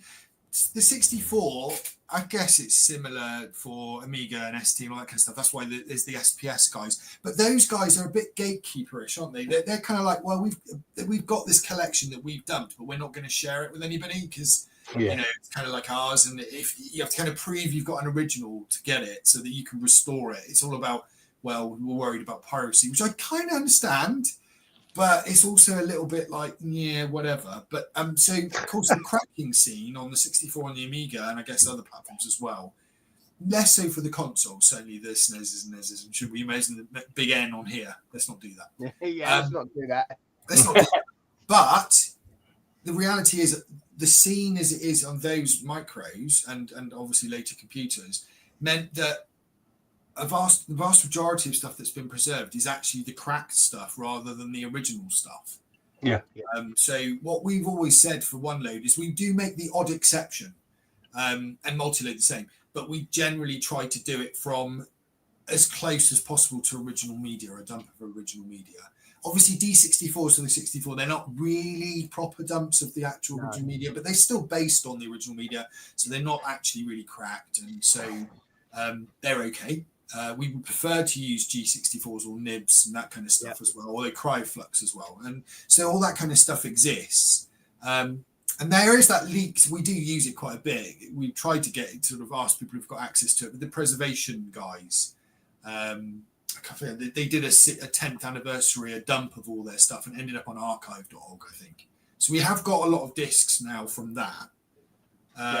But and solo user, but there's still stuff we still can't find. That's why we have a kind of wanted list if anybody sees them or can get access to them. So yeah, and I was just looking for that Codemasters one. I don't see it on Retro Collector, Steve.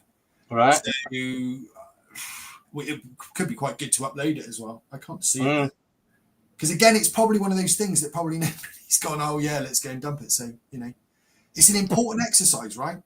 Of course, the same. It's for all systems. A lot of the arcade boards as well. There's some stuff that may never be fully preserved, right? Because they're a bit rot and so on. They just die, and that's that. In fact, some of those boards intentionally kill themselves, don't they? Over time, they have that Codemasters. I've got the one for. I've got the Spectrum tape as well as the Spectrum disc, but that's not good for you. One load 64, obviously. Yeah. And it never came out on Amstrad because Amstrad's shit. Oh. It got there. They went, shall we bring it out on Amstrad? No. No, That's a shame. only 2 people will buy it. Neil, a developer. Amstrad. You're the developer. I'm saying that much, right? That he's got his camera set focused on the Amstrad sign on his t-shirt because every time he moves, look, it follows. Yeah, it knows.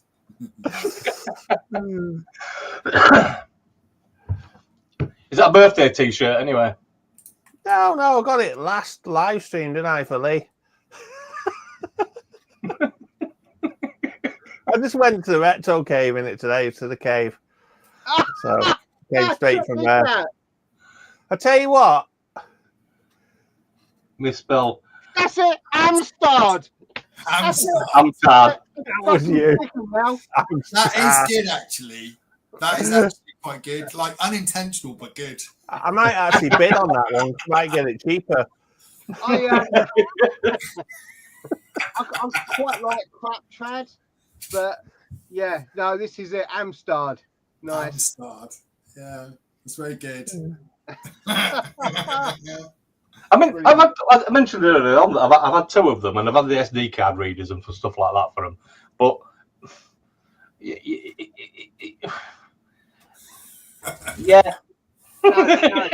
you were finding you had to kind of force yourself to like it. Yeah.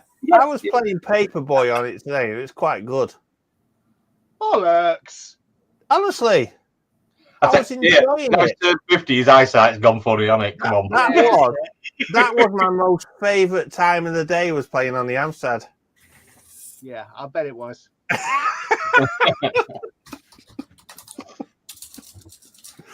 I tried some games for it. I did a video on it a long time ago, and I tried to play them, and I found that it's all very fucking orange, and something just flips the switch in your brains, and it just says, "Oh, this is just a very shit Atari ST." And honest to God, that's what I'm left with, and I just can't get past that. It's got that sound chip in it. I just can't get past it, man. It's shit. You just can't get past it, can you, Lee? Now, it's not about shit computers, because my first one was a Dragon, and you don't get much more shit than that. Well, this is interesting, yeah. Because when you mentioned it earlier, somebody I did know somebody at school who had one, and I did play on it a couple of times, and I wasn't obviously that impressed. Although to be fair, I think I had an Electron at the time, not a 64. So, but the Electron was a basic, but it was not bad. There was some good little games on it, like Plan B. Anyway, so that was before the 64 for me. Believe it or not. Okay. So, but the Dragon was pretty shocking. But I know somebody now who's like had a Dragon back in the day, and so I noticed that there's like a Dragon 32 archive or something, but you got to download the file one by one. So I wrote a script to just scrape the bloody lot and give it to him. So if you guys ever want I do 2 stuff, I'll give it to you. The taps. I absolutely do. So I need some as well when I get round to it. And it's very interesting because I was looking at, could you do something on the Dragon like we've done with the Wonderland 64 and convert those to down? Because what I noticed on the Dragon is that you do load or C load, and you've got to know whether it's a machine code program or a basic program, and you've got to use the right load command. Yeah, it's all a bit of a faff, really. Same with Atari, isn't it? Yeah, exactly. It's like, what? Why? Yeah. I got one for the first time ever, and I'm trying to load this tape and thinking, it's bloody got to crap this, it won't even bloody load. And then I realised that I'm trying to load a machine code game into a basic game program, and I'm like, what? You've got to do a Clode or a Clode M. That's right, Clode or Clode M. That's right. I noticed because again, I didn't know anything about it until my friend had said, and I was like, okay, I'll have a look at it. Because he was saying because he got one of these as well, Mr. Pie. Yeah. And so he was like, "Oh, I can't load some of the games. They don't seem to be working anyway. I've only been able to grab a few." And then he remembered, and we went over. I didn't know anything about it. This was literally a couple of months ago when I was looking back. I said, "You are using the correct C-load command, though, aren't you?" He said, "Yeah. No, I switch." I said, "But you did rewind the tape, the virtual tape as well, before you ran the next. Tried it with the other one, didn't you?" And he went, "Oh no, I didn't do that." Because of course he's forgetting that it's like it does. The mist is trying to do it so pure. It's like exactly. Rewind the tape. Reset. You got to rewind it back to the beginning before you run the command again. Which you think about is kind of funny, but we took that sort of shit for granted back in the day, didn't we? Exactly. Yeah. Go back, rewind. But that's not what you would think nowadays to do, is it? No. Well, it's like somebody when you a couple of years ago were trying to play a 64 game and it wouldn't load. We tried and it wouldn't load. He says, has anybody got another copy of this? And I went, have you tried other side of tape?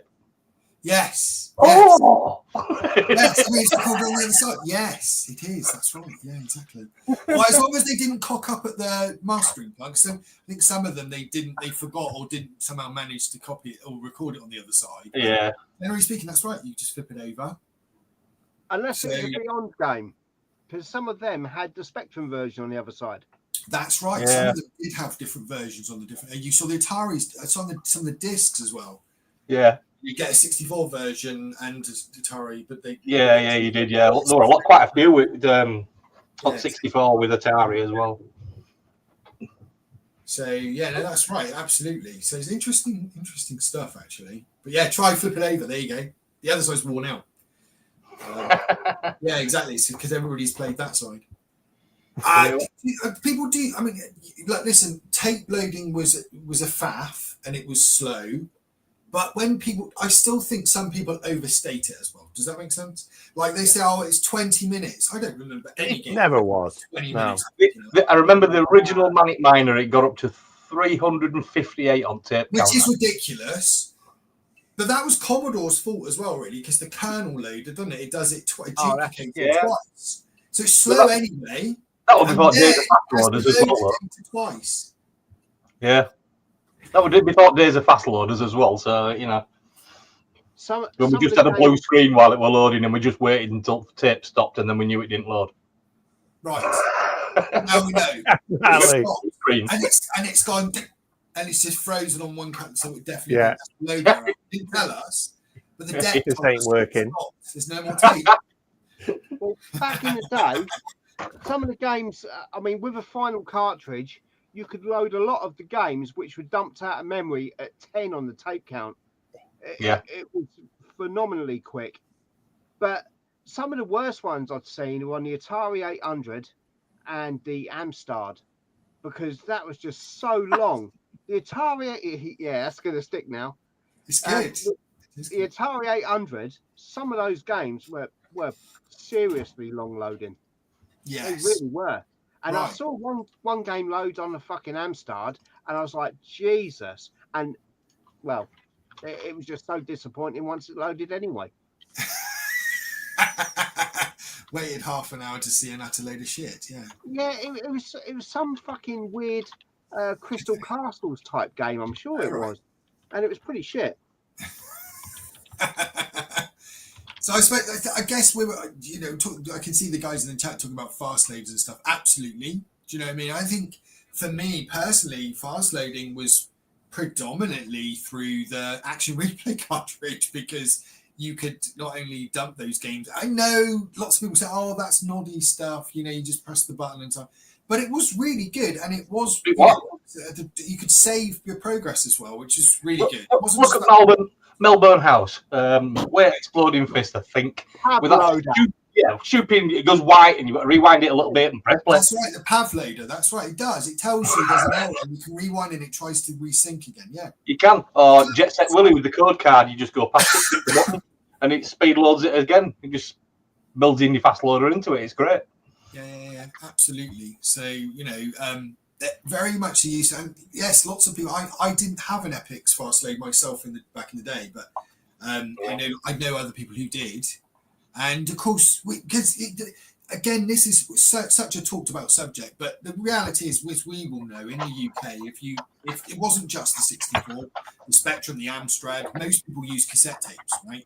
Even well into the era of microcomputers, anyway. Obviously, in other places, there we go. You got a couple there. Yeah, we all used cassettes, didn't we? Exactly. But we did.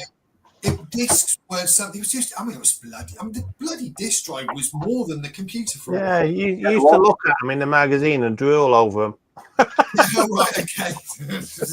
Well, and for them fast loaders that you had on disc that weren't that much faster anyway, you lost out on the loading screens and the loading music and all that lot, and the nostalgia from that coming. There is an element, that's right. So tape loaders did have other stuff in there, like the ocean loaders and stuff, which are...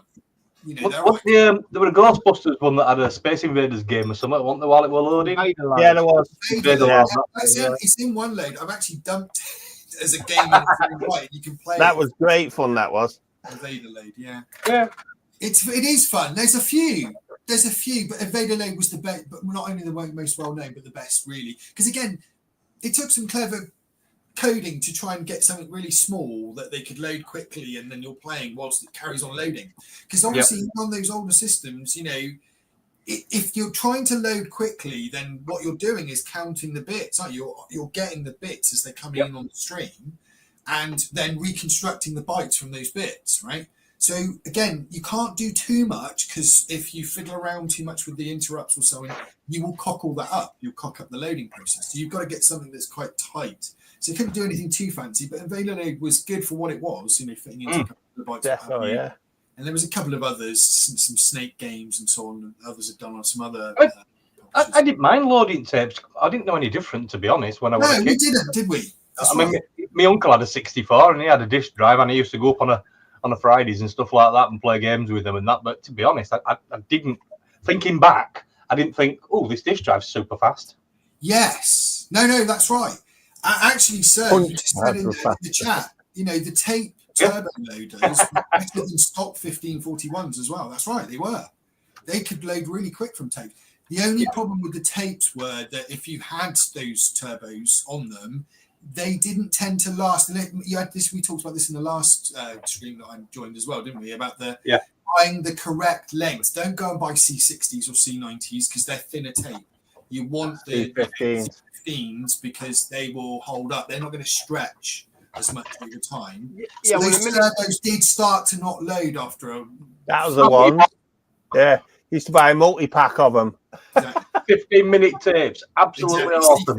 C15, that was what you wanted. Exactly. I remember going into Boots and buying them. Because Boots, we talked about that last time. You could go into places like Boots and buy computer games, which is kind of weird. Like, what? But you could. And Woolies as well. Exactly. Woolies, Smith, all of those. Petrol stations, anywhere. Yeah, exactly. That's right. It was interesting stuff. But the C15s were where it's at. Even though, when you were just I started with C60s, I quickly realised C90s definitely not a good idea. And it's like, oh, look at all these games. Then I've only got a few games. There's more tapes, but at least they'll last, because if you put them on those longer tapes, they would obviously kind of degrade quite quickly. They do. The turbo loaders. I've noticed when you're buying retro games, if you look in the tape and it's got a huge amount of tape in there, you know that game's never going to load. If I look in and I can see a little bit of tape in there, I know that game's going to load. Yes. It's strange, very, very strange. And I've got the Ultimate cartridge as well, which is brilliant. I mentioned it early on where I can dump a tape to a tap. But when I send it back to tape, the recording levels almost tripled. Right. So I've got a recording bar on my tape deck. So when I'm recording it in, it's down on 2. And then when after I've recorded it and I play it back on it, it's up at 4 or 5 or something like that. That level, it makes a massive difference. And it doesn't matter what. I've tried it before with 10 tape decks and plugged them in and I put it in every single tape deck and it loaded every single tape deck. Right. So you can replenish them if you find the original tap file. That is right, and people do that. They talk about that, don't they? They re-record it back over the old tape, and it kind of obviously it strengthens it again. Essentially, it's the magnetic media, and if it's not been damaged in any way, the tape, then in theory you can rewrite it. That's right, exactly. Well, going back to that, where the exploding fist with that loading that we were on about, I managed to get a complete clean load of it straight in, so I dumped that as a tap file. And then I recorded it straight back onto tape again, and it's never faltered ever since. You did a better job than the mastering plan. Yeah. Interesting, isn't it? Yeah, it's great. So it's awesome that you can revive the original tapes. It is good. We were just talking again at the beginning. You heard that bit clearly at the beginning. I was really amazed to see your Hit Squad collection as well. Yeah, I hope you can get those last few, and it's about 3 or 4 you've got, and it's something like that. Big hitters, very big hitters. But they are really expensive, exactly. So hopefully, just for example, Stun Runner, you can be looking up to 200 quid. Hit Fighter, I've never seen one for sale yet. Skull and Crossbones, you're looking at 100 quid. Darkman, probably 150. The Adams Family, approximately about 200 now. 200 pushing up to 230. Lethal Weapon, last one sold in a breath, 500 quid. 500 quid for a tape. For a tape. Nuts, right? It went on eBay. This is where Lee pulls 5 off his shelf now. I saw on the Retro Collector as well, a lot of the collectors, they're talking about people obviously faking them as well. So there's people trying to fake stuff as well. Yeah, I mean, I don't mind people doing replicas so long as they're putting a mark on it. Yeah, then it's clear. It says this is a replica. It's not the But some people will try and fob it off. Yeah, Hook, that's another one, isn't it? Yeah, Hook's a big and Rick, but I've got that one now. That's about 160 quid. Is Hook. Right, but you managed to get hold of that one. Okay. I've got that one now, so I've just got about, I think it's 6 or 7 that I've got left. That's right. 3, Just to see on that wall. 8. 8 I've got. Oh right, 8. Okay, but it does look really cool, and it would look great as a It looked good complete. That's a lot of money for 8 tapes, isn't it? Like a couple of grand. All right. I know, it's mad, isn't it? But what's the collection worth? Exactly, a complete one's worth more. Exactly. Yeah. One on eBay at the moment, and lads just wanting it out of the way. It's he wants $3 for it. $3 for a full complete Hit Squad collection. Seems worth it. I don't know. Yeah, do you know, I said the same to Steve when he said, it's only, if you a couple of grand, man, you could do that, right? So, yeah. Yeah, I don't want to really do that. But it reminds me actually, because I don't know if I mentioned last time, but I did pick up. So I have my original 64 from back in the day, which I still use. My bin. It's been through a couple of fixes. It's had some caps replaced and so on over the years. But I did see, and this is going back probably about 10 years ago now. I did see a Commodore 64 silver label one, and the person didn't know what they kind of had. Yeah, a real one. The thing yes, a real one, a real silver label. It's like the serial number is less than 5,000. It's about 3,500, I think. Yeah. One, right? See, so, a lot of them got sent back, didn't they? Though, because they had the KU card in it with the fault. They are actually substandard. The DIN connector and the RF stuff is all shit compared to what they did late. Although it wasn't great later necessarily. That was particularly bad on the early 64s. So I don't use it, but I wanted it because it looks cool, right? So you can put it up on the side, and it's a real silver label one, which is kind of cool. But the real reason I mentioned that was because that person really didn't know what they had, and I'm sure now this is not really possible, but I say it was 10, maybe 15 years ago, I guess, to be fair. And I saw a picture of it on eBay, and they didn't say it was silver label. They didn't know what they had, right? And I'm like, I'm going to buy that, and I think I paid about 50 quid. Nice. But it came with loads of games, including Great Guiana Sisters on tape and stuff like that. I didn't know they had it. And he had printers, and so I've got a printer, an MPS 802, I think, from him, and a keyboard thing that you put over the top, which I never wasn't a bad pickup. So yeah. Oh right, you dig it out exactly. So it's cool. Yeah. So because of course Nintendo, again, we'll mention one last time. They were keen to see that yanked from the shelves. So I think it was only on the shelves for about a week or two.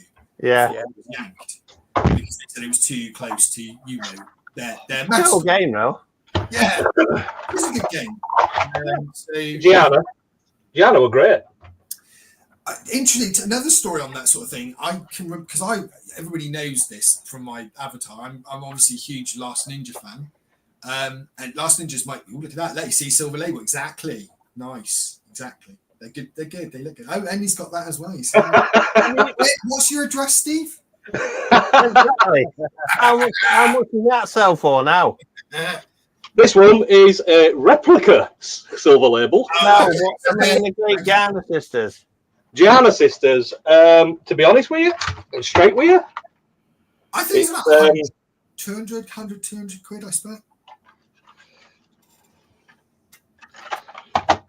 But there we go. I don't know whether you can see there or not. C15 in it. Can you just see that top little corner there? Yeah. Right after it says RR Retro Replica. Right. But to be honest, okay. Well, he's done such a cracking job with it, you won't know any different. Fair enough, but also not tried to be fobbed off as. But yeah, that's exactly as mine looks, and I promise you, mine is not a replica. I don't know how. I can imagine, mate. I can imagine. Because this guy didn't know, and he had loads of stuff. This guy also wasn't just 64 stuff; it was loads of consoles he had. And he said, "Do you want this?" And it reminds me of a really odd story. I said, "No, I don't read." And looking back on it, I was an idiot, right?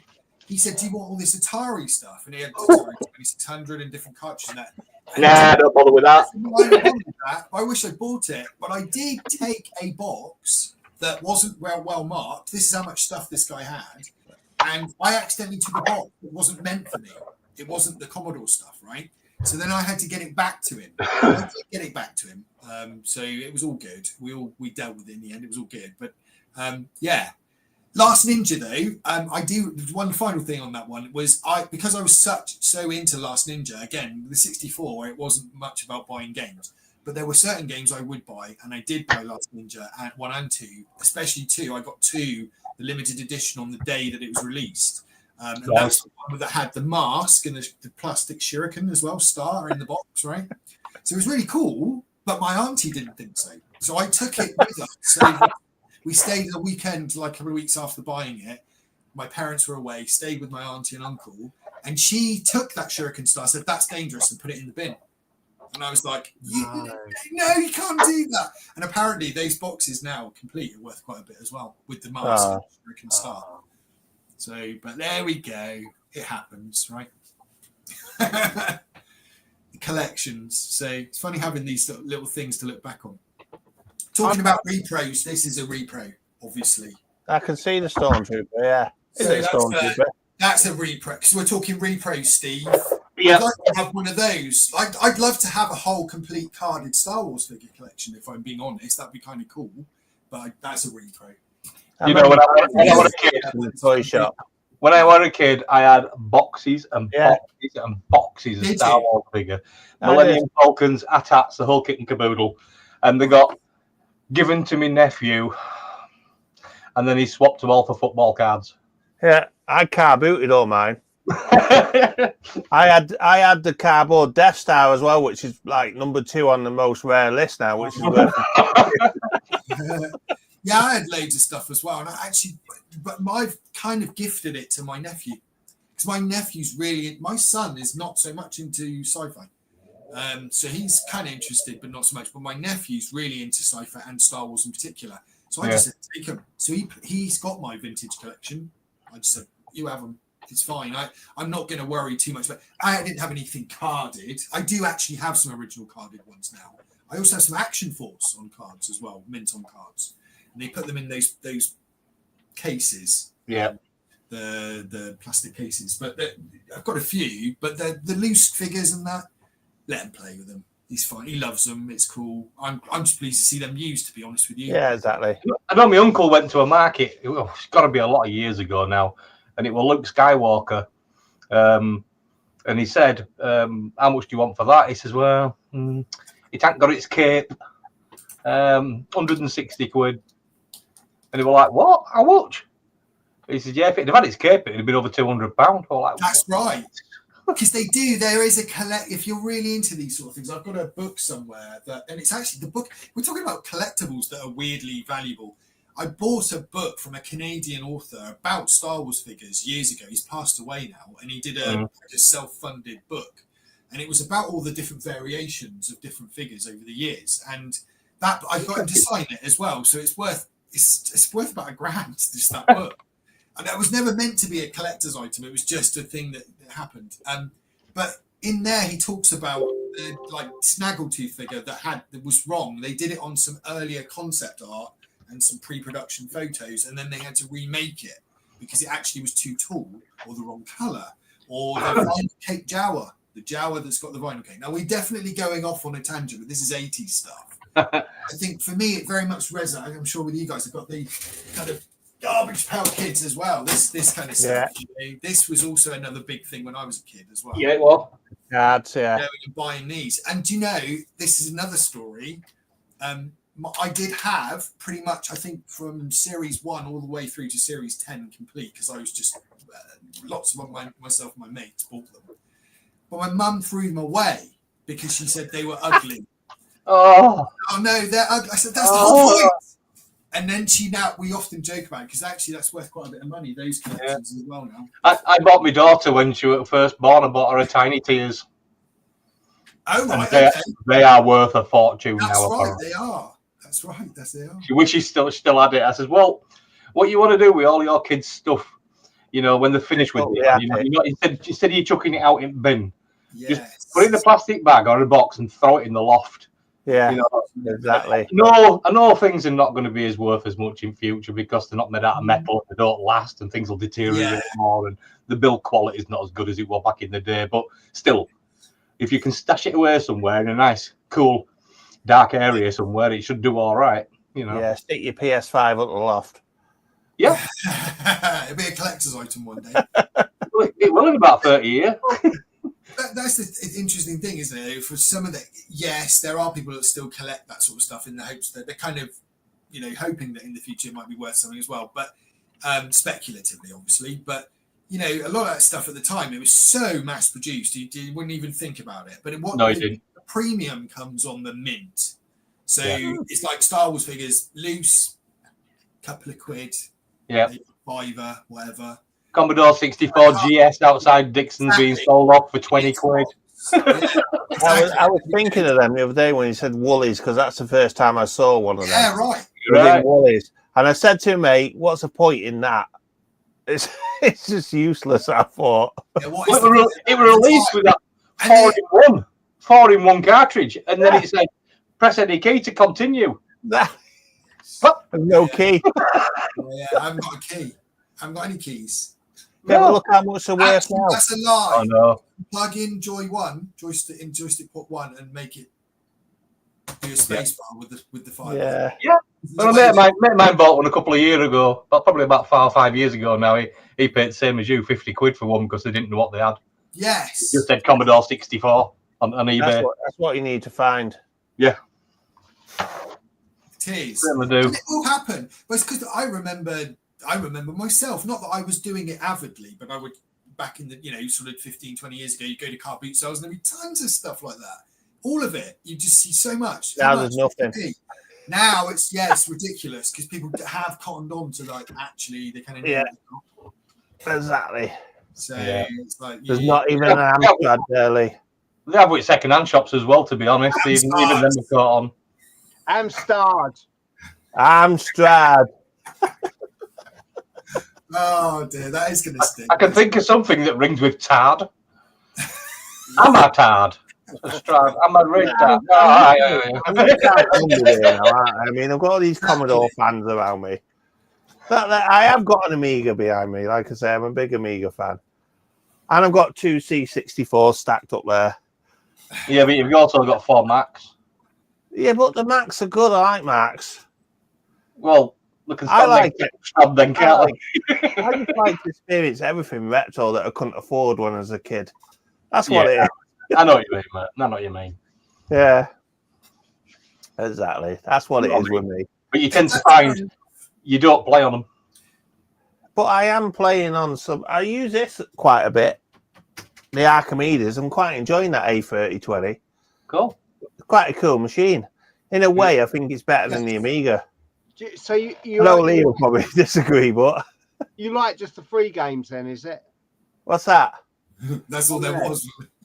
There's loads of to be honest, there's more games on it than I thought there was. Like Cannon Fodder, Lemmings. Yeah, there's 2. Yeah. Elite's really good at it.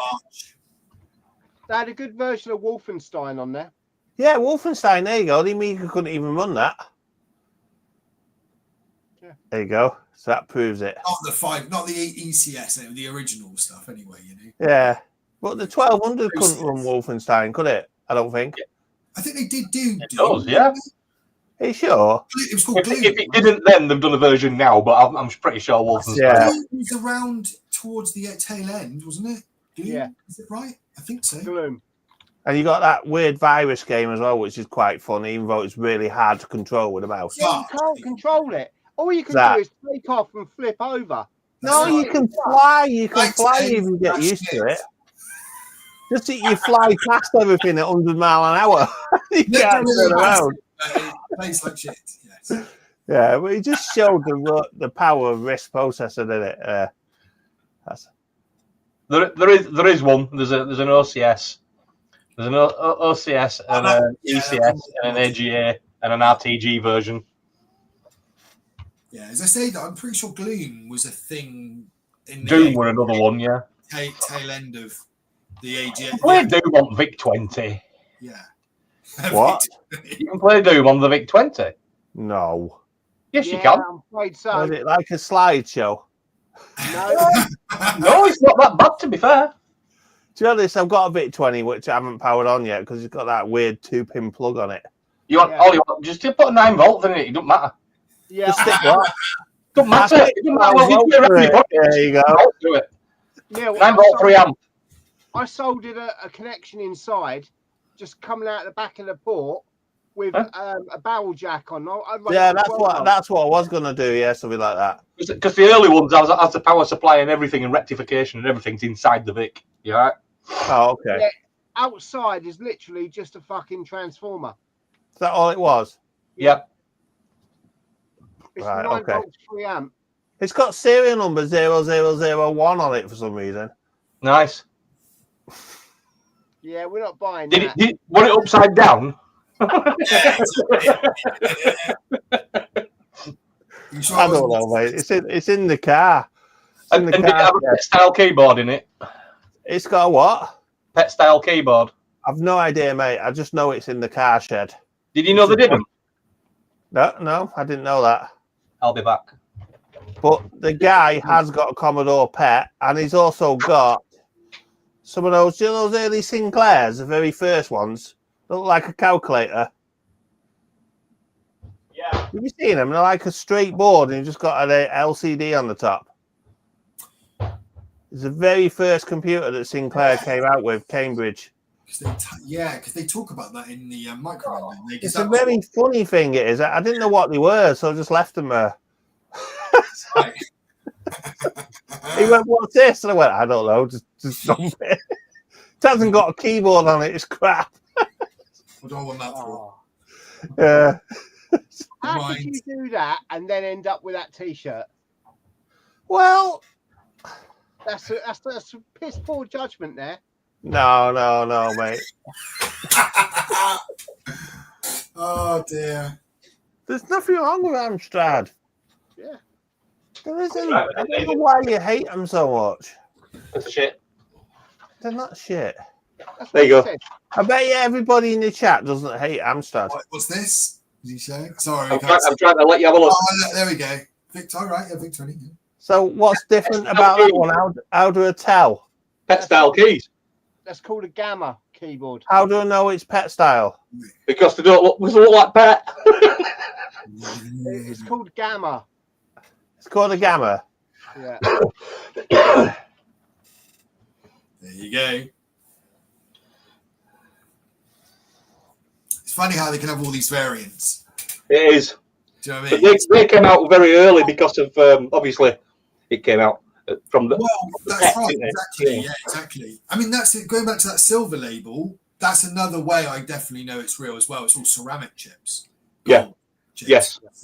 Like purple with gold legs. Yeah. It's like, whoa, that's original chips. Yeah. So, you know, it's like, it's kind of nutty, but they did do that. And of course, that's what this big joke about Commodore shoving the stuff in, whatever's what we got. Let's just use those off the shelf, chuck them in. You know what I mean? Well, I think they were all at that, weren't they? I mean, Sinclair were doing the same, weren't they? He bought a load of faulty chips, of course. didn't he? Yeah. Exactly. It's the way of the industry in them days. That's right, absolutely. Yeah. Well, they see the demand go like through the roof. So hang on a minute, we'll do whatever we can to try and keep up with demand, isn't it? Slap it together. Yeah. There you go. That'll do. Knowing often that they're shipping with problems as well, like a bit like again was touched upon in Microland as well. Yeah, we know that there's a problem. Send it anyway. Send it anyway, yeah. Sales later. By the time you sent it back, we'd have worked it out. Yeah, exactly. Crazy. Yeah. Oh, there we go. Look. Oh, where's it gone? Where's it gone? Briefly Oh, there. what happened then? Hang on. Because the font's quite different, isn't it, on the pet? So Uh, does it have the symbols on the front of the keys as well, though? Yeah. Yes. It does, right? Yeah. So if I've got symbols on front of the keys, I've got a... Look. Rudy said Commodore put in garbage sockets. Yeah. Them Yes, fucking it is. thingy Actually, white things, Yeah, that's Seems definitely like true. That is true. Yeah. I fucking hate them. Because you go like, you can literally get the chip and just pull it out. Yeah. And plop it back in. Yes, you can see the yeah, that's right. It's different. That's right. It's kind of more square-like. But yeah, that's right. Those sockets, and they would have put. It was weird when you think, but then you think actually why they did that, because they knew there were particular problems, and they might have to swap them out. So it's actually a completely different keyboard. Exactly, or they could make the boards and know that they were going to get some of the chips later, and then very, very soft to the touch on these keys. But that keyboard itself, if you take the keyboard out, you can get about 200 quid just for the keyboard. Because of that rare now. Right, it sounds good. You can hear it from the sound, can't you? Do you know that weird thing? You know, when the Cherry key, it was like the whole old proper keyboards, isn't it? Mechanical. Yeah. I like it like a quality BBC keyboard. BBC's have got great keyboards. In fairness to them, yeah. Better than 64. Keyboard built like a tank at BBC stuff. They're just great. They just feel so nice. Yep. Yeah, they are nice keyboards. And even though the Electron was a pile of fucking shit, it had a nice keyboard. Yeah, exactly. And it's like the advert said, they had BBC Basic on that. This is a Maestro's off. This is a 64K one. MT64. Yeah, a Commodore beta. This is. You can tell he's an Amstrad fan, can't you?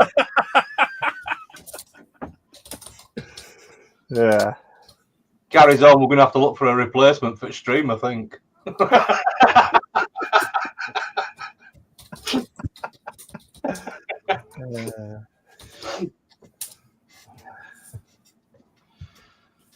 yeah, some interesting stuff. Oh dear. Nice to see some of the comments as well today, guys. Thank you very much for chiming in. Do you know, last time I was on this stream, I actually forgot to read the comments, and I apologise. There was a few people asking me questions, and I just ignored them. So it wasn't intentional, but there we go. Yeah, we've had a lot of comments today, which is good. It is good. Yeah. It's nice. It's hard work when you're on a stream to actually keep monitoring the comments all the time. Yeah, you get lost in your conversations and you forget about the comments, you know. This is why it's good when multiple people can have a bit of a break and you can go and read a bit. And then go, okay, there you go. Right. Oh, Steve, not seen this. I picked a new clock up today, Steve. Look. Ooh. That's cool. I like that. Well, There was this one, the Atari ST and the Acorn Archimedes desktop, but I went for the Amiga. But what would you have done if there were an Amstrad clock? There wasn't an Amstrad one, otherwise I would have bought it for Lee.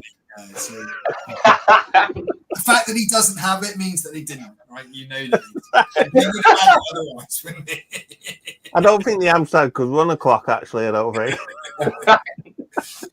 Looking internally. Yeah. That's cool. I've seen them before. They look really good. It does look good. Good. I got them, and I got some new new coasters. Look. Oh, they are real copies. And even come in different colours. Look. They're cool. They are cool. Yeah. So I did buy something. Yeah. That looks like a lot of fun, actually. Good. Check those out. You remove single site. Yeah, well, there you go. Yeah. They're just crap, but it's cheap shite, isn't it? Yeah. That's what was up with that C64 behind me when I bought it. Do you remember? The SID wasn't working. Right. And I saw it had a single swipe socket, so I swapped it out and bingo bongo, it worked straight away. Yeah. It's cheap sockets from Commodore. They're just rubbish. Yeah. Everything was just done on cheap, wasn't it?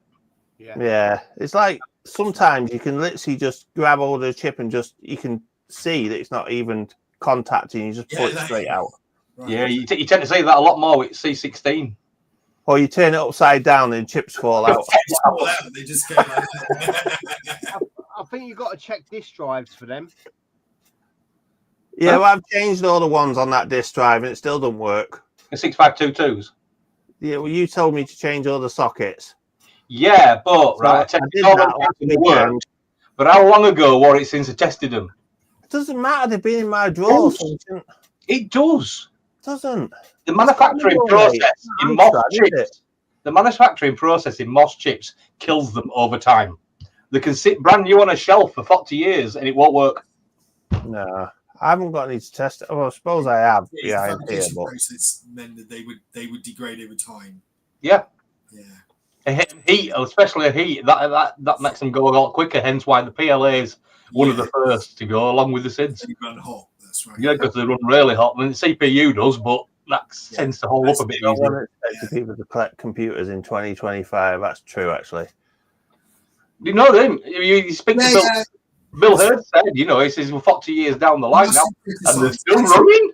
No, that's right. We talked about this last time, didn't we? It's like, Bill, you know, this thing's bad. Well, hang on. I didn't expect you to still be using it. It's like, you know, so to be fair, they completely did what they needed to do. Yep. So, okay.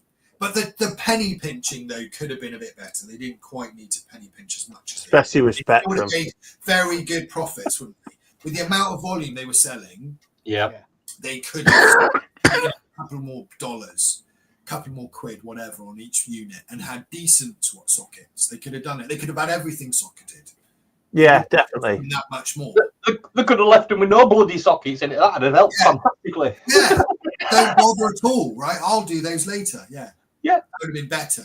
But as obviously they mentioned in the chat as well, it's quite right. They were clearly at times, that's why there seems to be no rhyme or reason at times which ones are socketed.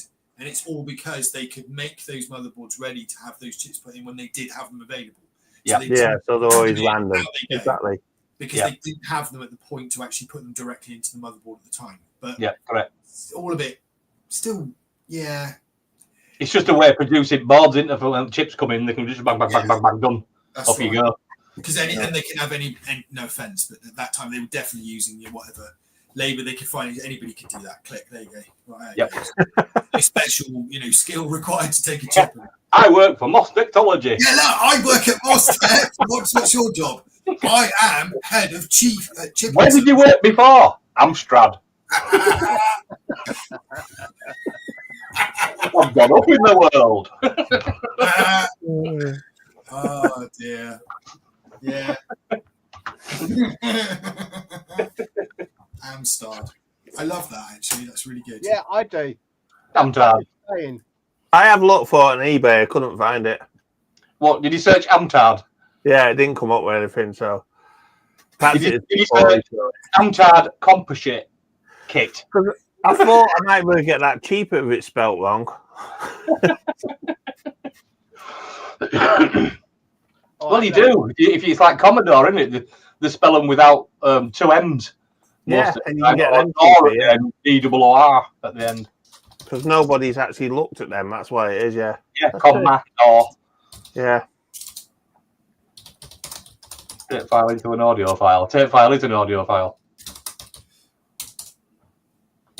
Wow. What's your video on C64 CD thing? Are you looking to try and make your own CD compilation? That would be quite difficult because that'd be cool though. When you watched the video that I just did, it showed you a picture of the audacity of one of the games, and you could see the tape length look like that and the CD length look like that. So they've chopped out all the pauses in the middle of it and really compressed it down for it to be able to read. Yeah. So without having the tools to be able to compress and stuff like that to take it down that far, you'd be struggling to make a CD. But you possibly could. It's just an audio CD at the end of the day. Yeah. Yes. So, if you look at tap files, they obviously have the pulses. That's what they're recording, isn't it? It's like the actual length at which the actual pulses are being played. And so ones are zeros, ones are ones, and all that kind of stuff. So in theory, you should be able to look at the audio file and kind of figure out what the correct pulse length should be. And then it's fairly easy to take data and convert it into bits. And I did that for a Gyro Speed Win, a tool that was replacing an old turbo loader back in the day. I know Ricky's on the channel and on the chat, but we were fiddling around with that, trying to recreate that so that we could. I was thinking about at one point using it for Wonderland 64, but it's probably relatively straightforward. I'm intrigued. Please do dump what you. I think you said the CD images out there, but the tape, I don't know. I couldn't find it. Yeah, I've not found this. Every time you look online or for YouTube videos or anything, majority of the time that you see, it's a Spectrum version of the Roadmasters. That's true. Yeah. So the Spectrum tape and the disc image are really easy to find, but I don't think you can find the Commodore one as easy. But if you want me to do a disc image and send you that tape file, all you need to do is look up instructions for that cable and you're done. Yeah. It's only going to be it's only going to be a negative and a positive. It's going to be 2 wires into joystick port somewhere, isn't it? Turn it into a big wave file. Yes. Well, yes. Oh, that might be an idea, actually. Yeah, That's the audio then, isn't it? Yeah, just put an audio track of a tape file on and see if it loads.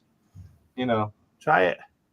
Interesting. No, I can't see that. No, I don't think it would necessarily. No. This is the way it's kind of converting it, but Well, the software is listening for speed, isn't it? It's listening for a fast loader is the software. Yeah. My understanding that when these tape loaders load, they load a bit of code into memory, and it sets a threshold on a timer. that's right, it does. So as the pulses come in, That's right. If it times out the threshold, it's a 0 or 1. That's right.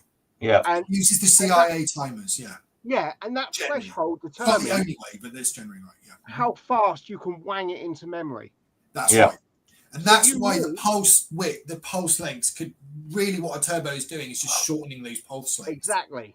So, but there's only so far you can go before it becomes very unreliable, or Yep. it may work on one 64 and not another. Not another, right? Okay. So you've got to find that kind of sweet spot. Yeah, So, and yeah. you've got a variance in tape deck speeds as well. That's right. The tape decks themselves add another set of variants. That's right. Yeah. Yeah. So if you wanted to load something, say you took the one load collection and you wanted to create taps from it, Yeah. you'd literally have to create a tape loader Yes. that load to set up your fast load and then Yes. your data behind it. That's exactly right. Yeah.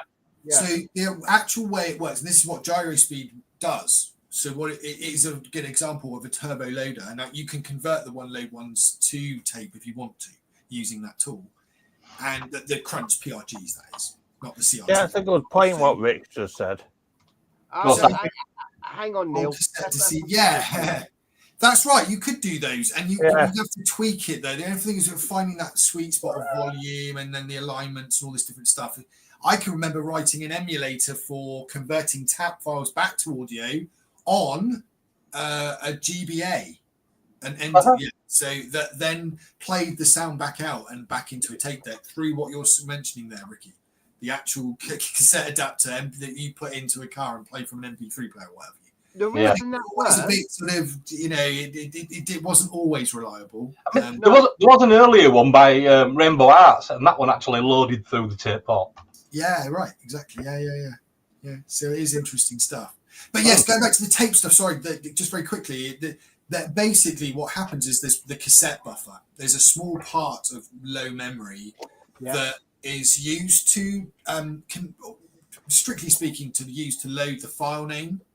But there's actually a few hundred bytes of storage there. So what they often did was they tack the loader, the binary code, onto the end after the file name that the kernel, the standard stock kernel, would load into the tape buffer. And then they, through a bit of trickery, modifying the interrupt addresses, they can start to the turbo loader from what's been loaded into the cassette buffer along with the actual file name. And then that would take over handling the pulse width modulation, the checking of the pulses exactly to load the turbo data from the tape. So yeah, it's all pretty straightforward stuff. So it'd be interesting to have. Yeah, it says rip that CD, rip that tape. Let's have a look. We might be able to do some new stuff nobody's done before. Even though it's probably completely pointless, it's quite fun.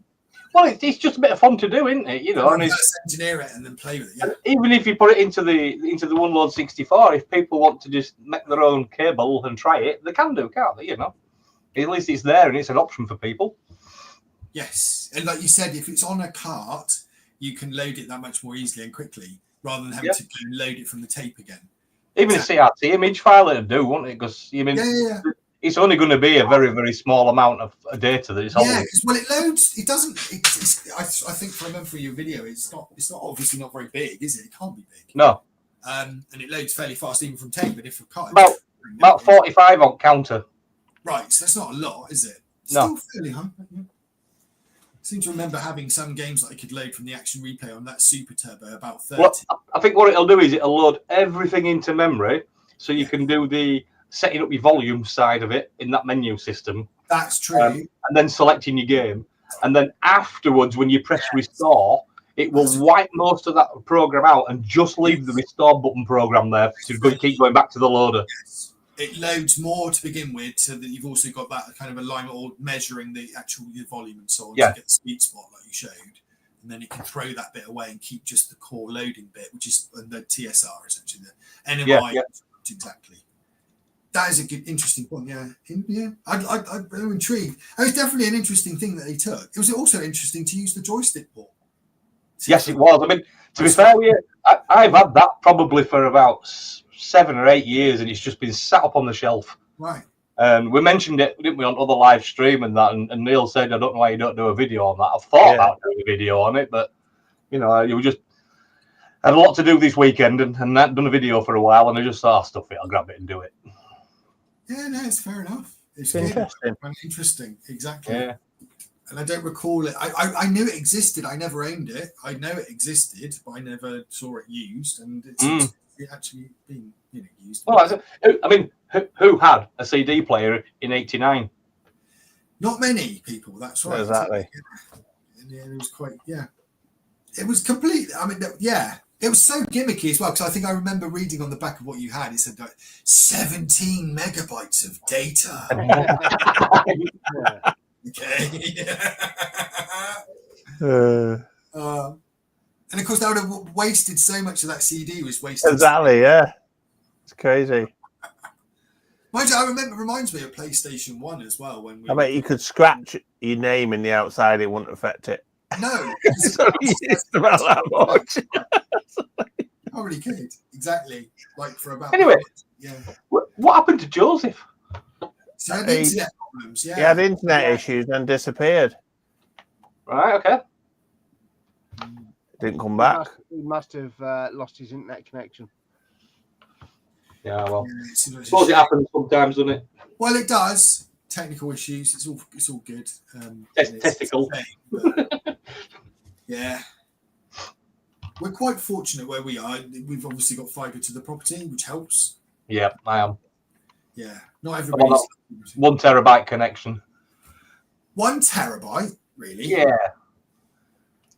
No, he's got. It's about 1,080 meg.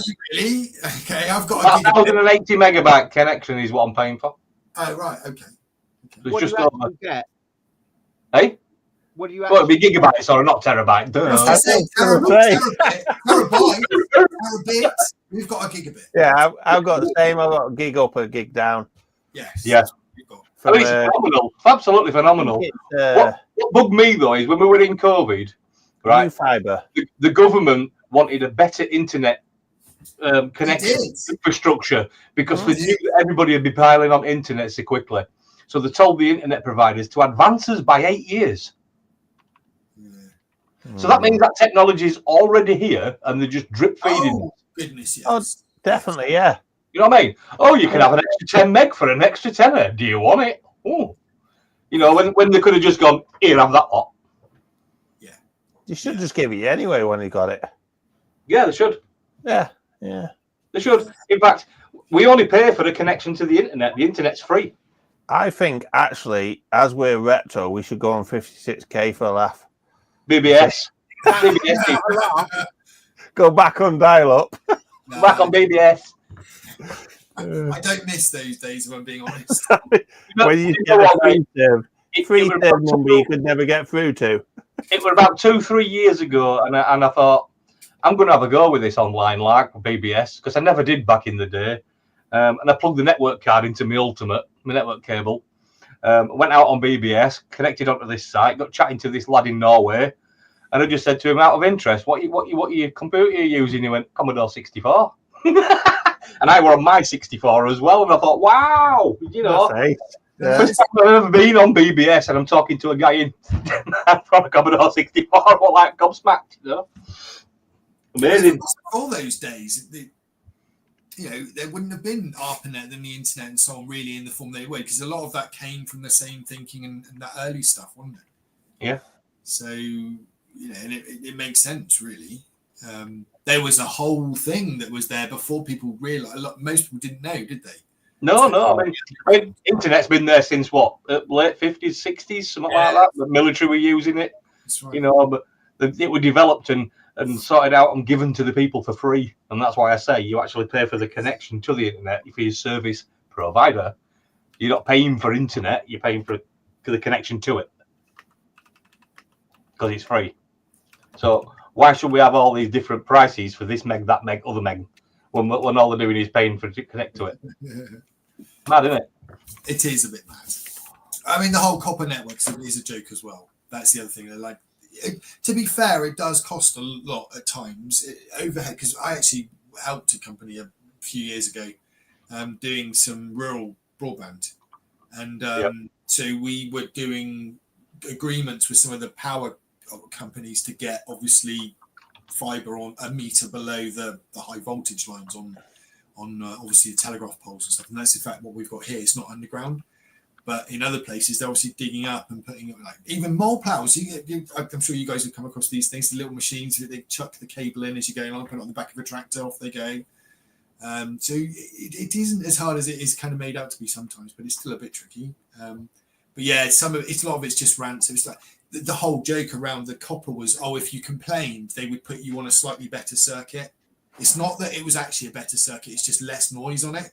So you get a slightly better speed. But then when somebody else complained, they put them on it and then take you off it. So you'd be back to where you started. It's all a bit of a joke, really, all that kind of crappy stuff. Yet in Asia, and then even Scandinavian countries, they had Ethernet to the home 30 years ago. You know, okay, that's not fibre, but it was 100 meg or 10, 100 meg then. Do you know what I mean? That's so. And in Asia, I was in China. It was high speed was not, and that was 25 years ago, 20 years ago, So when they tell you it's a bit tricky and blighty and stuff, they just don't they don't put enough effort into it and enough fun into it, really. So you just mentioned, Lee, you mentioned CDR winning comments down there, and that was probably one of the first burning softwares that I used. It was because I wanted to do my own PlayStation games, and somebody was telling me how to do it. And all they said is, I'm just going to say one thing. And I went, what's that? He went, Golden Hawk technology. That's right. I remember. And I was still green at the time. I didn't have a bloody clue what Golden Hawk technology was. I didn't even have the bloody brains to Google it back then. Somebody else hooked me up as well. The same thing. It was completely command line based as well. There's no UI, no GUI. It was just you slap it in and do the commands. That's right. CDR win. Do a great program with that. One of my first PCs was so that I could actually burn CDs. Yeah. I used to sell them down the pub. There you go. This Juggler, that's another one, for sure. And then of course Nero. Nero went on to be a good. Nero was what I used to use all a while. Yeah, Nero was good. I got that with me. Regular as well. That was another good one. Yeah. Image burn, because that was more for 360. That's right. That's right. We had the XGD3 disc formats on the Xbox, which give you, if I remember rightly, were 8.7 gig, and you had to have a modified burner, Pioneer burner. Yeah. Burn that extra 20 meg of data. Exactly. Overburning. Yeah. Yeah. That's Holy shit! Blobby discs. I vaguely recollect. Yeah. I remember a bloke having one of these. Full of games on it and stuff and utilities, I think. Well, the funny thing was, that's right. I do remember them now. You're right. Yeah. I do remember them now. Yeah. Yeah. They're full of everything. Sorry, Rick. I'd forgotten about those. Yeah. This guy, he come round, right? He said, look at this. Yeah. That's right. I remember now. Yeah. They were all like compressed up, wasn't it? Loads of stuff. God's sake. Well, that's right, because I remember at that time it was all the kind of people would hack into FTP servers and then upload loads of 0-day wares, right? And then they'd go and leech it and put it on these disks. That's right, Well, we're going back into the old school now. Again, it's post the Amiga and all that kind of stuff. But again, that's what was happening on the PC. That's right. Yeah. The guy that bought this, he said, I've got all this stuff on this disk, and he ended up leaving it in the car. And what happened was the sunlight killed the disc. Yeah, it used to go funny colour. So he didn't even get to use it. Tomorrow's World said the CDs were indestructible. He's got it. Yeah, they did. Tomorrow's World said that. I remember that. They did. In fact, maybe the first ones that they released was. It's just that the cheap, shitty versions were crap. Tomorrow's World said a lot of things that didn't come true. Oh, didn't someone say you could drill a 1 mil hole anywhere on the disc and the error correction was so good? Yeah. A load of shite, yes. Yeah. Now you get a smudge on it and it doesn't read. Especially the black PS1 disc. Bloody hell. In theory, it could with redundancy, but not. Yeah. I think the black was because the laser was infrared. Yeah. It was a gimmick. It just go through the black layer like it wasn't even there. It was just a gimmick. They look cool anyway. I had some blanks. Blanks. Yeah. And he just burnt it in a normal burner, so it was just a gimmicky thing to make you think. Yeah, it was gimmicky, but they look cool. Yeah, there was no actual reason for them to be that. There was nothing to do with the copy protection or anything like that. No.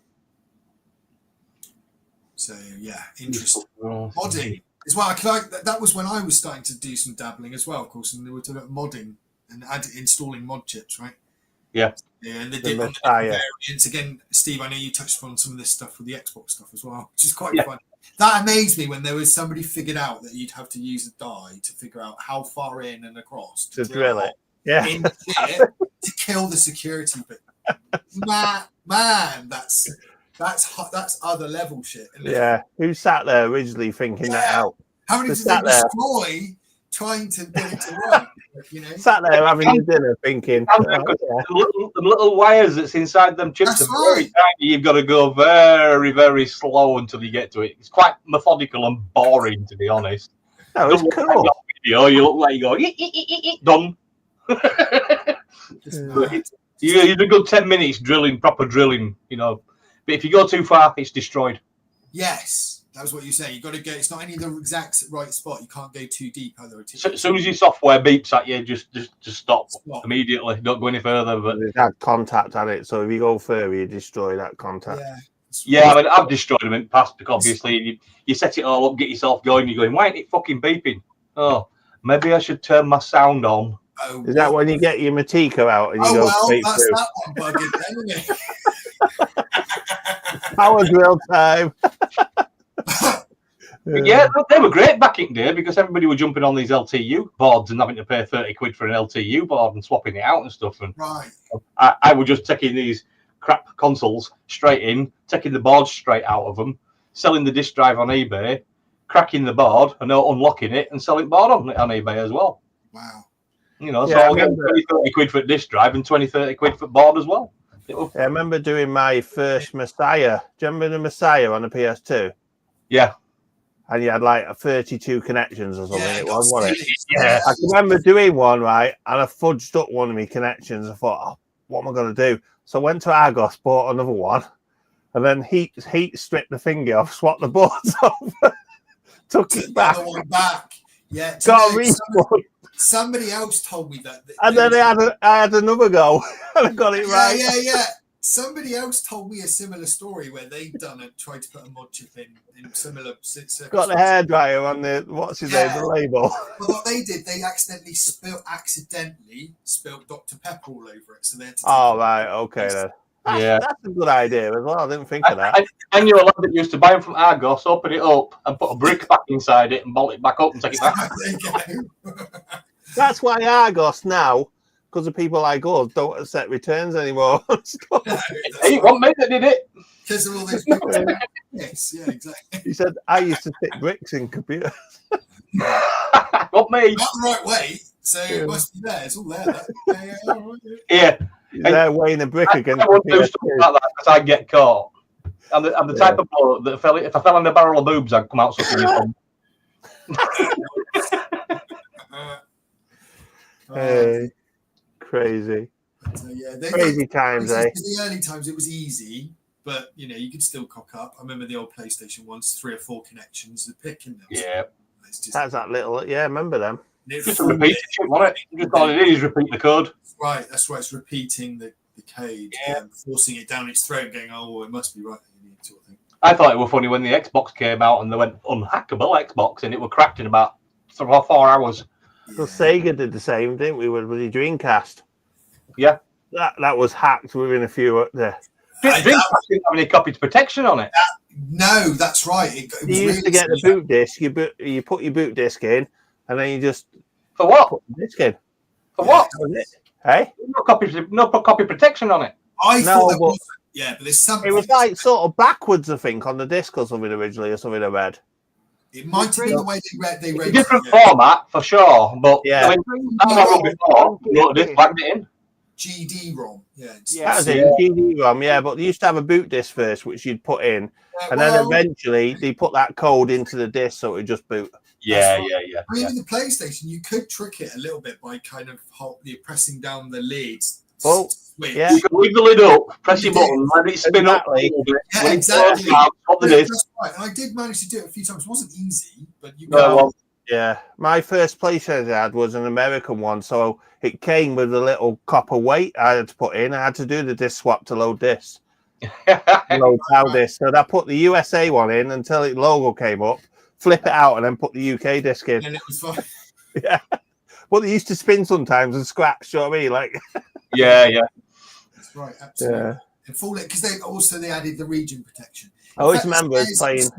Yeah, it's just all nuts, really. I was playing Resident Evil, and I got down that corridor with a dog that jumped through the window. I got scared so much, I pulled the PlayStation off the desk. I was so panicking, I destroyed my PlayStation. Brilliant game with Rez. That corridor is dead nicely lit with nice lights and everything, and then that dog jumped through the window. That was it. I was gone. I've been so scared in my life. Jump scare. Awesome game with Resident Evil. Yeah. That and Aliens on the Commodore 64 didn't like that. That scared me. We're fast approaching 2.5 hours. We so I think are. we better wrap this up. Yeah, sounds good to me. Ciao. Right, so everyone, stay where you are, and for everyone watching, cheers for watching, and Thanks very much, we'll catch you soon. Catch you later. Take care. Bye. It's good night from me, and it's good night from Amstrad. Yeah. Bye.